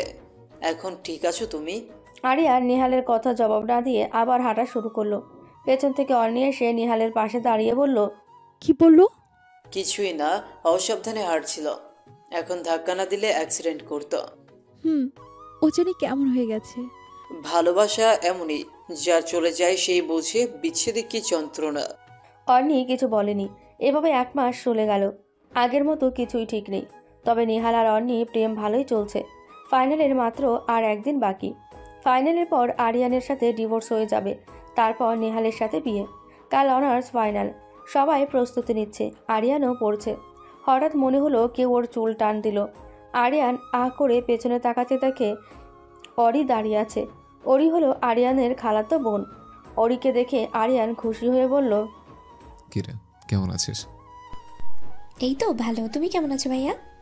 এই তো ভালোই। এবার তো সেকেন্ড ইয়ার, তাই না? আর তোমার তো অনার্স শেষ। আহ, কি শান্তি। আসছে শান্তির মা, কচু শান্তি। অনার্সের পর মাস্টার্স কি তোর বাপে পড়বো? অরি হাসতে হাসতে বলল, বাপে পড়বো কেন, তুমি পড়বা। সেটাই, এখন বল, আসার পর থেকে কিছু খেয়েছিস? না, এসেই ফুপির সাথে দেখা করে তোমার সাথে দেখা করতে এসেছি। আচ্ছা আচ্ছা, এখন কিছু খেয়ে নে। যাচ্ছি, কিন্তু তোমাকে এমন কবির সিং এর মতো লাগছে কেন? কি বলছিস? কবির সিং এর মতো লাগবে কেন? না, ওর তো চুল দাঁড়িয়ে রাখছো তাই। আরে চুল দাড়ি কাটা হয় না অনেকদিন ধরে, আজকে কাটতে হবে, কালকে পরীক্ষা তো। এখন তুই যা। আচ্ছা। অরি চলে গেলেই আরিয়ান আবার পড়তে বসলো। একটু পর ওর মা এসে বলল, কি রে, অরিকে কেমন লাগে তোর? ভালোই তো। ওভার খারাপ ছিল কবে? আরে আমি সেটা বলছি না, তাহলে মানে ওর সাথে তোর বিয়ে। আর কিছু বলতে পারলো না। তার আগেই আরিয়ান বলল, মা, তুমি সব কি বলছো? আমি একজনকে ভালোবাসি, আমি পারবো না আমার অন্য কাউকে ভালোবাসতে। তাছাড়া ওকে আমি ছোট বোন হিসেবে ভালোবাসি, কিন্তু আর বেশি কিছু না। তুই বুঝতে চাইছিস না কেন? জীবন এক জায়গায় থেমে থাকে না। ওই মেয়েটা তো সুখে আছে, কিন্তু তুই মাঝখানে কষ্ট পাচ্ছিস। আমি তোকে এভাবে দেখতে পারবো না। মা, আমাকে মাফ করো, আমি পারবো না। এইটা বলে আরিয়ান উঠে ছাদে চলে গেল। তারপর ফোন বের করে অর্ণির ছবির দিকে তাকিয়ে রইল। হঠাৎ কে যেন ওর হাত থেকে ফোনটা ছো মেরে নিয়ে নিল। আরিয়ান পাশে তাকিয়ে দেখলো ওরি ওর ফোন নিয়ে অর্ণির ছবিটার দিকে বলল, এটা কি আমার ভাবি? আরিয়ান একটা মলিন হাসি দিয়ে বলল, হ্যাঁ, কিছুদিনের জন্য। মানে? আরিয়ান অরিকে সব খুলে বলল। সব শুনে অরির মন খারাপ হয়ে গেল। তারপর সান্ত্বনার স্বরে বলল, থাক ভাইয়া, মন খারাপ করো না, তোমার জন্য যেটা উত্তম সেটাই হবে। আচ্ছা, আমার কথা বাদ দে, তোর কথা বল। আমার কথা কি বলবো বলো? খাই দাই ঘুমাই টাই, জীবন আমার প্রেমেই পড়ে নাই। তুই ভালো আছিস? পরের দিন সকাল 9টা। আরিয়ান পরীক্ষা দেওয়ার জন্য রওনা হলো। অর্ণিও আর নেহাল ওরাও আসলো। আরিয়ান ভার্সিটিতে ঢুকতেই ওদের দুজনকে একসাথে দেখেই মনটা খারাপ হয়ে গেল। তবুও কোনো মতে পরীক্ষার হলে গিয়ে বসলো। তারপর পরীক্ষা দিয়ে কারোর সাথে কোনো কথা না বলেই বেরিয়ে এলো। এভাবে ওদের অনার্সের পরীক্ষাগুলো হয়ে গেল। তাই এখন আর আরিয়ান অর্ণিকে দেখতে পায় না। পরীক্ষা শেষ হলো আজ 6 দিন। অরিও চলে গেল। আজ 7ম দিন। আজ একটা স্পেশাল দিনও, তবে এটা আরিয়ানের জন্য না, নিহালের জন্য। আজ অর্ণির জন্মদিন। আরিয়ানের মনে আছে যে আজ ওর জন্মদিন, কিন্তু ও উইশ করবে কি না এটা নিয়ে দ্বিধায় আছে। শুয়ে শুয়ে এটাই ভাবছিল আরিয়ান, কিন্তু হঠাৎ ওর ফোনে একটা মেসেজ এলো। অর্নির মেসেজ ছিল। মেসেজে লেখা, আজ বিকেলে বাসায় আসিস, মা ডেকেছে, প্লিজ আসিস। আরিয়ান বিকেলে গেল। ওকে দেখে অর্নির মা এসে বলল, কেমন আছো? ভালো, আপনি? আলহামদুলিল্লাহ। যাও বসো, আজ তো অর্নির বার্থডে, তারপর ফ্রেন্ডরাও আসবে। আরিয়ান গিয়ে বসলো। ওদের ক্লাসের অনেকেই এসেছে। অর্নিও ছিল, কিন্তু নেহাল ছিল না। অর্নি এসে আরিয়ানকে বলল, কেমন আছিস? তুই আগে বল, তুই কেমন আছিস? ভালো। তাহলে আমিও ভালো। মানে? বুঝবি না, বাদ দে। নেহাল কই? ও আসছে। ও আচ্ছা।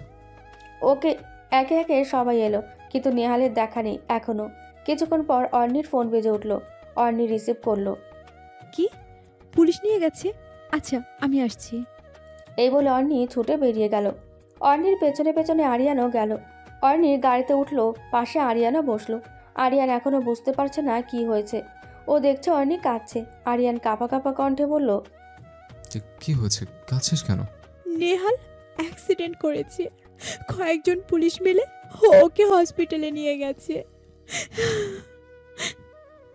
ও মাই গড। তুই পাশে বস, আমি গাড়ি ড্রাইভ করছি। আরিয়ান আর অর্নি সিট চেঞ্জ করলো।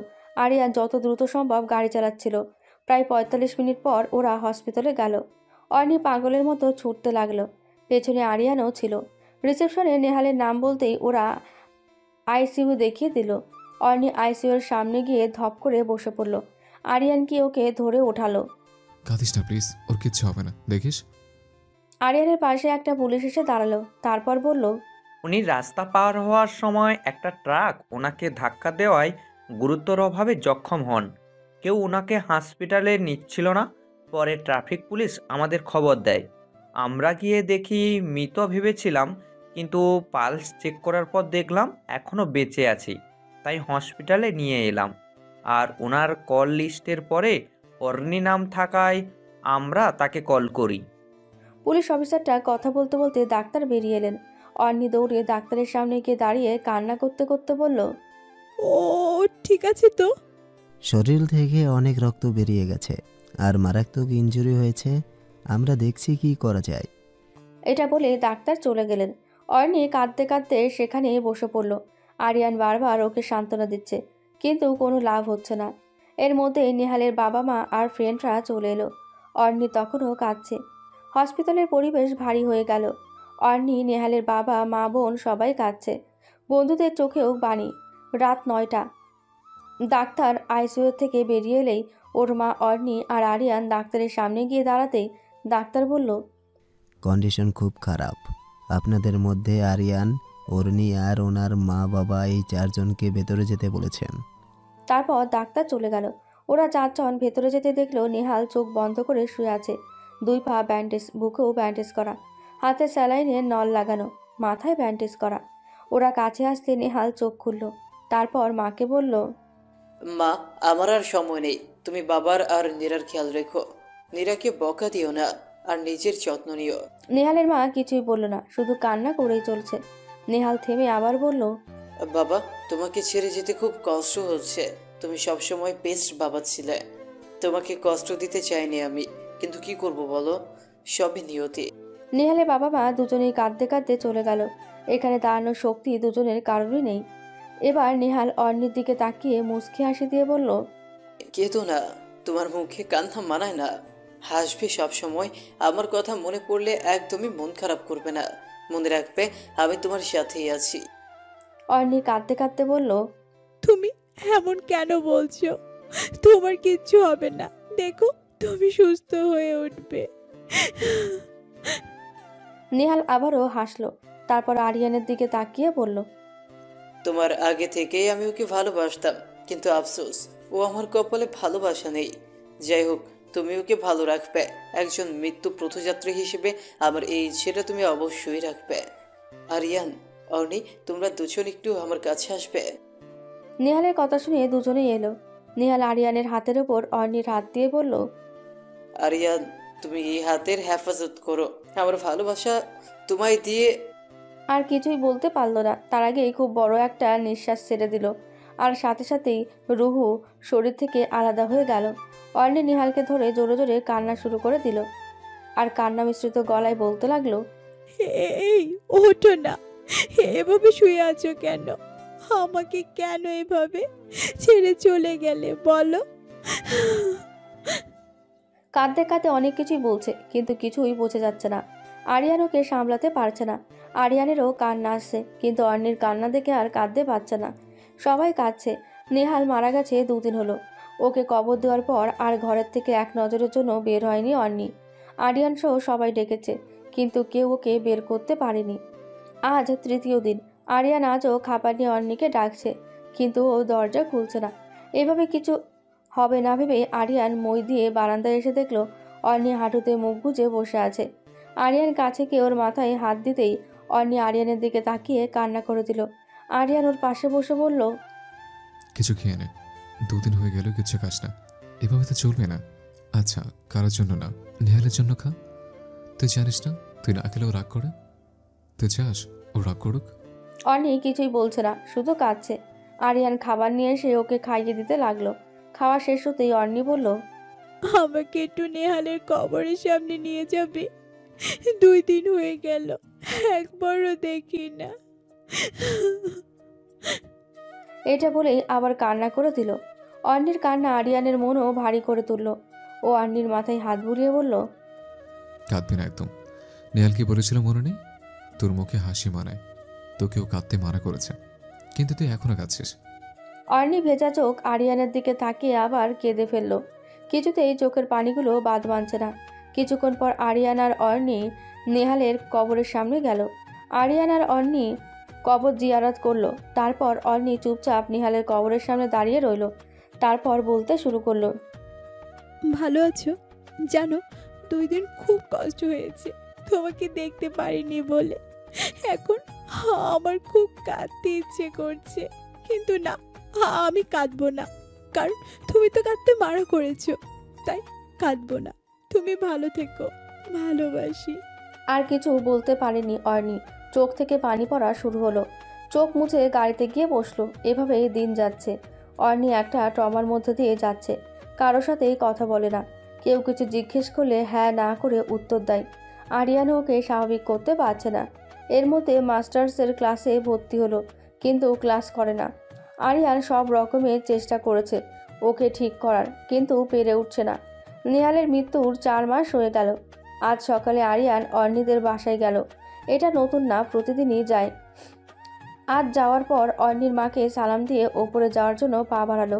অর্ণির মা পেছন থেকে ডেকে বলে, আরিয়ান, একটু বলবে মেয়েটার কি করব? ওকে এভাবে দেখতে ভালো লাগছে না। তুমি কিছু একটা করো প্লিজ। এভাবেই আধমরা দেখার চেয়ে মরে যাওয়া ভালো।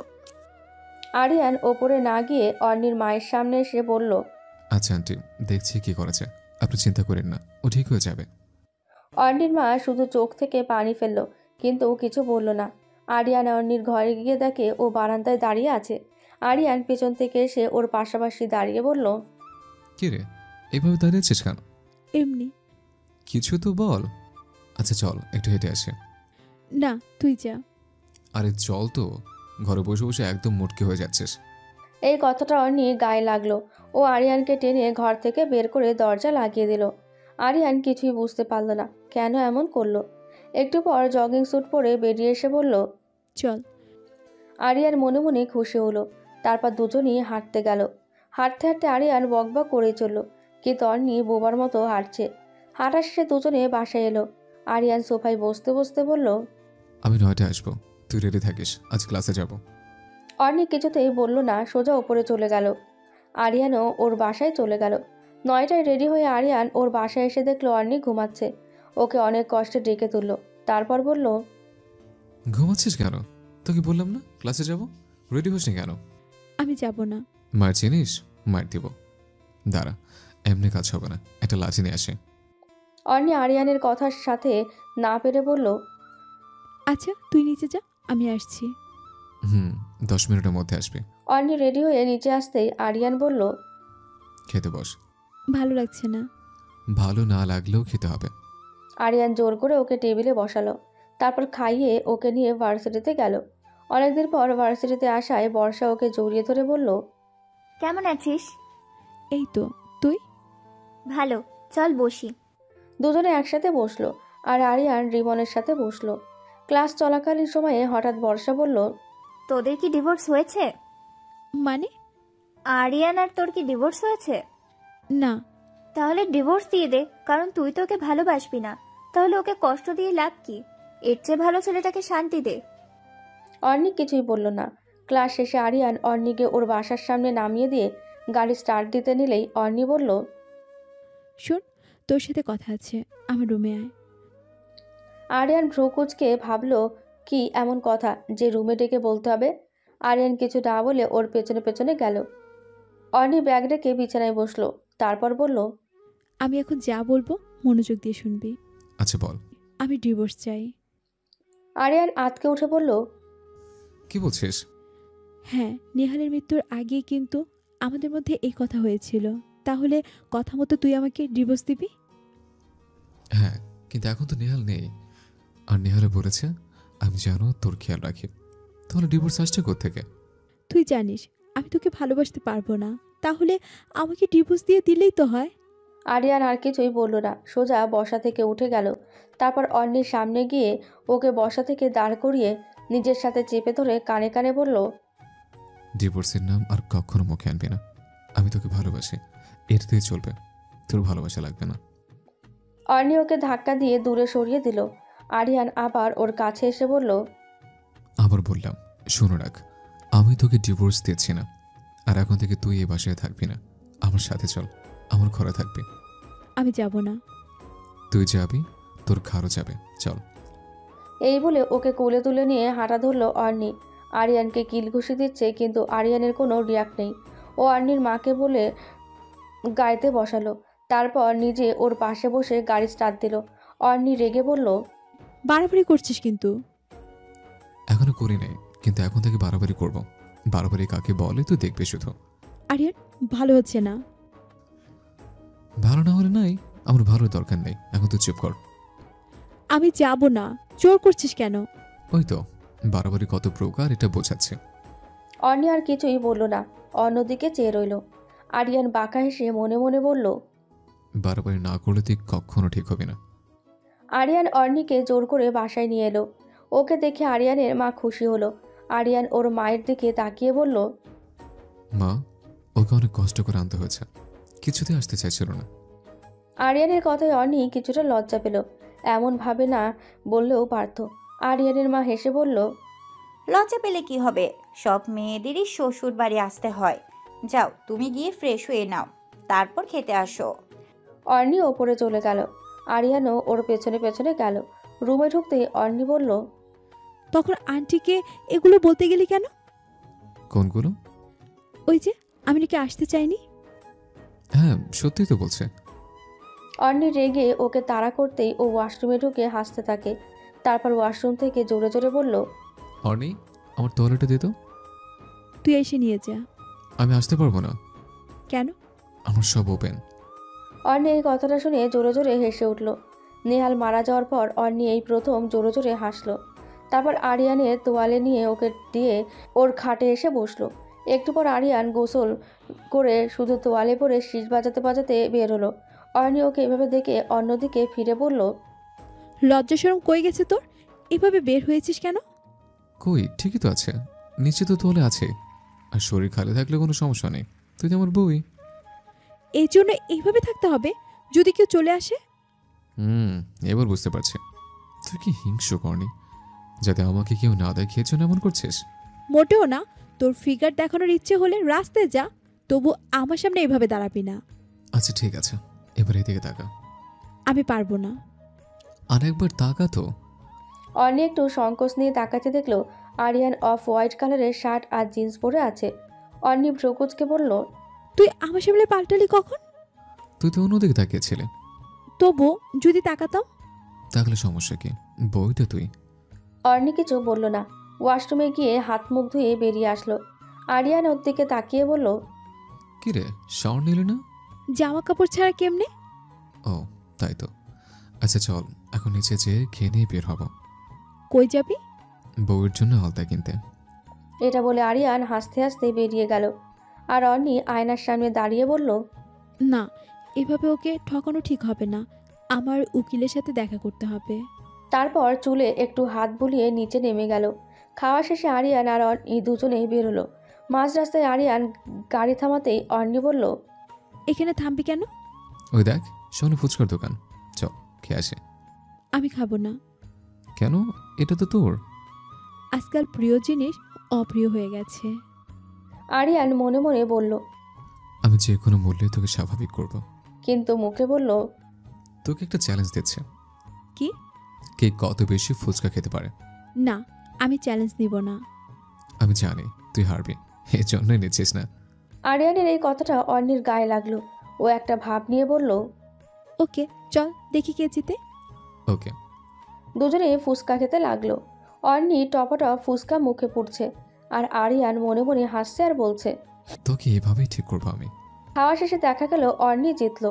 অর্নি আরিয়ানের সামনে একটা ভাব নিয়ে বলল, আমার সাথে অন্তত ফুচকা নিয়ে চ্যালেঞ্জ নিবি না। আরিয়ান হাসতে হাসতে বলল, আরে তুই কি মনে করেছিস তুই জিতে গেছিস? আমি তোকে চান্স দিয়েছি। অর্নি এবার রেগে গেল। অর্নি আরিয়ানের পিঠে এলোপাতারি কিল ঘুষি দিতে লাগলো, আর আরিয়ান হাসতে লাগলো। এক পর্যায়ে আরিয়ান ওর হাত ধরে সামনে নিয়ে এলো। তারপর বলল, আচ্ছা, অনেক মার দিছিস, এখন চল। তারপর ওরা শপিংয়ে এলো। অর্নি একটা লেডিস কর্নারে ঢুকলো, আর আরিয়ান জেন্টস কর্নারে ঢুকে রিমনকে ফোন দিল। হ্যাঁ বল। দোস্ত, তুই আর রাদিফ প্লিজ কয়েকদিন আমাদের বাসায় থাক। কেন? আরে অর্ডিনারি নিয়ে আসছে আজকে বাসায়, তো রাতেও গেস্ট রুমে চলে যাবে। তোরা এসে থাকলে ওকে বাধ্য হয়ে আমার রুমে শুতে হবে। ও এই কথা, আচ্ছা চিন্তা করিস না, রাডিফ্রি নিয়ে আমি চলে আসবো। ওকে। আরিয়ান ফোন রেখে একটা বাঁকা হাসি দিল। তারপর দুটো শার্ট কিনলো। অর্নিও দ্রুত 3 পিস আর দুটো জিন্স আর টপস নিল। তারপর বাসায় এসে আরিয়ান ফ্রেশ হতে গেল, আর অর্নি বর্ষাকে মেসেজে বলল, দোস্ত, একটা হেল্প কর। একটা ভালো উকিলের সাথে কথা বল আমার আর আরিয়ানের ডিভোর্সের ব্যাপারে। তা আমাকে জানাবি, পারলে কাগজপত্রগুলো রেডি করে নিস। বর্ষাকে মেসেজ দিয়ে অর্নি মেসেজটা ডিলিট করে দিল। তারপর আরিয়ান ওয়াশরুম থেকে বের হয়ে অর্নিও গেল ফ্রেশ হতে। অর্নি ফ্রেশ হয়ে বাইরে এসে দেখে রাদীপ, রিমন আর আরিয়ান তিনজনে মিলে আড্ডা দিচ্ছে। অর্নি ওদের দেখে স্মিত হেসে বলল, তোমরা কখন এলে? রিমন ঘড়ি দেখে বলল, এই তো 2 অথবা 3 মিনিট হবে। এখন বলো তুমি কেমন আছো? ভালো, তোমরা? রাদীপ কিছুটা হেসে বলল, আলহামদুলিল্লাহ। এবার আরিয়ান অর্নিকে শুনিয়ে শুনিয়ে বলল, শালার বিয়ে করেছে, কিন্তু নিজের বিয়ের দাওয়াতটা এখনো খাইতে পারলাম না। রিমন হাসতে হাসতে বলল, দোস্ত আমরাও কিন্তু বাদ হয়ে গেছে। রাদীপ মনমরা করে বলল, তুই তো বউ পেলি, কিন্তু আমি এখনো একটাও পটাতে পারলাম না। রিমনও একটা দীর্ঘশ্বাস ফেলে বলল, we are same bro. Aryan রাদীপের পেছনে চাপড় মেরে অন্যের দিকে চোখা দৃষ্টিতে চেয়ে বলল, তোদের আর দুঃখ করতে হবে না, তোরা যাতে মেয়ে পটাতে পারিস সেজন্য আমি আবার বিয়ে করব। রাদীপ অবাক হয়ে বলল, কাকে? আমিন। রিমনের আমিন শুনে রাদীপ আর আরিয়ান দুজনেই বলল। সুম্মা আমিন। অন্নি কিছুই বলছিল না, শুধু চুপচাপ শুনছিল, কিন্তু মনে মনে চলছে অন্য কিছু। ওরা তিনজন আরও কিছুক্ষণ বকবক করার পর আরিয়ানের মা সবাইকে নাস্তার জন্য ডাকলো। তারপর সবাই একসাথে নাস্তা করলো। চুপচাপ চারজনে মিলে একটা মুভি দেখলো। শোয়ার সময় অর্নি এসে আরিয়ানকে বলল, আমাকে বাড়িতে দিয়ে আয়। কেন? এখানে তো জায়গা নেই। কি বলছে জায়গা নেই? এত বড় একটা খাটে আমি শুধু ঘুমাই, তো আমি মোটা না যে তোর জায়গা হবে না। আমি এখানে শুব না। বেশি বকবক না করে চুপচাপ শুয়ে পড়। বলছি তো শুব না। আরিয়ান আচমকা হেসে বলল, অর্নি, তোকে ভুলে গেছিস আমি কি পরিমাণে ঘাটতেরা? অর্নি আরিয়ানের কথার মর্ম বুঝে ওকে আর কিছু বলল না, চুপচাপ একপাশে শুয়ে পড়ল। আরিয়ানও মুচকি হাসি দিয়ে ওর পাশে শুয়ে পড়ল। এভাবে 1 সপ্তাহ চলে গেল। আরিয়ান অর্নিকে প্রচুর জ্বালাচ্ছে। অর্নি মাঝে মাঝে রেগে ওকে কিল ঘুষি দেয়, আবার মাঝে মাঝে কিছু না বলে হজম করে নেয়। আজ সকালে আরিয়ান ভার্সিটিতে গেল, কিন্তু অর্নি শরীর খারাপের বাহানা দিয়ে গেল না। আরিয়ান ভার্সিটিতে যাওয়ার পর অর্নিও বের হলো ডিভোর্সের কাগজপত্র চেক করতে। আজ সাইন করে আরিয়ানকেও ডিভোর্সের কাগজটা দিয়ে দেবে। আরিয়ান ভার্সিটি শেষ করে এসে ফুলের দোকান থেকে একগুচ্ছ গোলাপ আর 2টা রজনীগন্ধা কিনল। তারপর কিছু চকলেট কিনে বাড়ি গেল। ঘরে এসে দেখে অর্নি রকিং চেয়ারে বসে চোখ বন্ধ করে ঢুলছে। আরিয়ান টেবিলে ব্যাগ আর ফুলগুলো রেখে ওর সামনে এসে হাঁটু গেড়ে ওর হাত ধরে বলল, কিরে তোর কি খারাপ লাগছে? অর্ণি চোখ খুলে স্বাভাবিক ভঙ্গিতে বলল, না, আমি ঠিক আছি। তোর সাথে কিছু কথা ছিল। হ্যাঁ বল। অর্ণি ওর ব্যাগ থেকে ডিভোর্স লেটারটা বের করে ওর হাতে দিয়ে বলল, নে ধর, আমি সাইন করে দিয়েছি, তুইও করে দিস। আরিয়ানের বুকটা ধক করে উঠল। ও তাড়াতাড়ি কাগজটা খুলে দেখলো এটা ডিভোর্সের লেটার, আর এতে অর্ণির সাইনও আছে। আরিয়ান মুহূর্তেই রেগে গেল। বসা থেকে নিজে উঠে দাঁড়ালো, অর্ণিকেও দাঁড় করালো। তারপর ওর গালে সজোরে একটা থাপ্পড় দিল। অর্ণি থাপ্পড় খেয়ে আর আরিয়ানের দিকে বিস্ফোরিত দৃষ্টিতে তাকিয়ে রইল। আর আরিয়ান ডিভোর্স লেটারটা ছিঁড়ে কুটি কুটি করে ফেলল। তুই ভালোবাসার মর্মই বুঝিস না, তা না হলে তোকে যে আমি পাগলের মতো ভালোবাসি তোর এটা চোখে পড়তো। দেখ, আমি তো নেহালকে ভালোবাসি, তোকে আমি কখনোই ভালোবাসিনি। তুই এখনো নেহালকে নিয়ে পড়ে আছিস? আরে যে চলে গেছে তাকে নিয়ে সারা জীবন পড়ে থাকা যায় না। তোকে এগুলো বলে ডাক নেই, তবে এটা শোনো রাখ, তুই আমি মরে যাব, তবুও তোকে ডিভোর্স দেবো না। এই বলে আরিয়ান চোখ মুছে ঘর থেকে বেরিয়ে গেল। অর্ণি হতভম্ব হয়ে দাঁড়িয়ে রইল। কিছুক্ষণ পর দেখলো টেবিলের ওপর গোলাপ আর রজনীগন্ধার সাথে কিছু চকলেট পড়ে আছে। অর্ণি ফুলগুলো হাতে নিল, তারপর বলল, কেন এভাবে ভালোবাসিস তুই?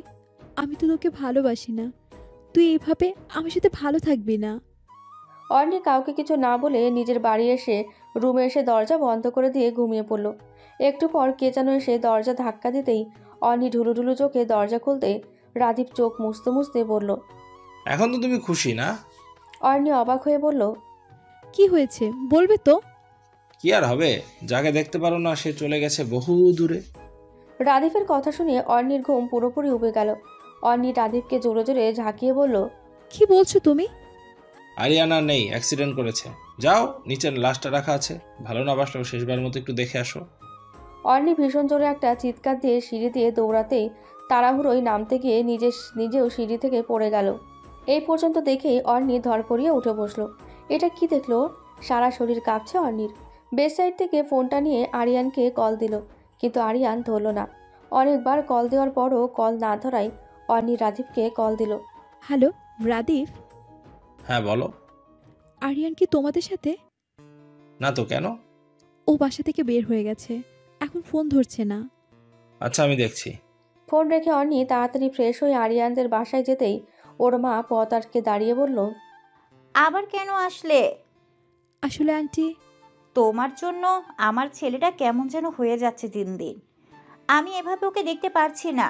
আমি তো মা, ওর কষ্ট আমি কিভাবে দেখব বলো? তুমি কিছু করো, এটা তোমার কাছে আমার মিনতি রইল। আরিয়ানের মায়ের কথায় অর্ণি নিজেকে ছোট মনে হচ্ছে। আসলে তো ওর জন্যই সব হচ্ছে। অর্ণি আরিয়ানের মাকে সান্ত্বনা দিয়ে উপরে চলে গেল। তারপর আরিয়ানকে লাগাতার কল দিতে থাকলো। এক পর্যায়ে আরিয়ান কল রিসিভ করলো। এত ফোন দিচ্ছিস কেন? তুই ফোন ধরছিলে না কেন সেটা বল। এমনিতেই। ফাজলামো করছিস? তাড়াতাড়ি বাসায় কেন? আসতে বলছি, তুই আসবি। আসবো না। বিয়ে করব তোকে, তবুও আসবি না? কি?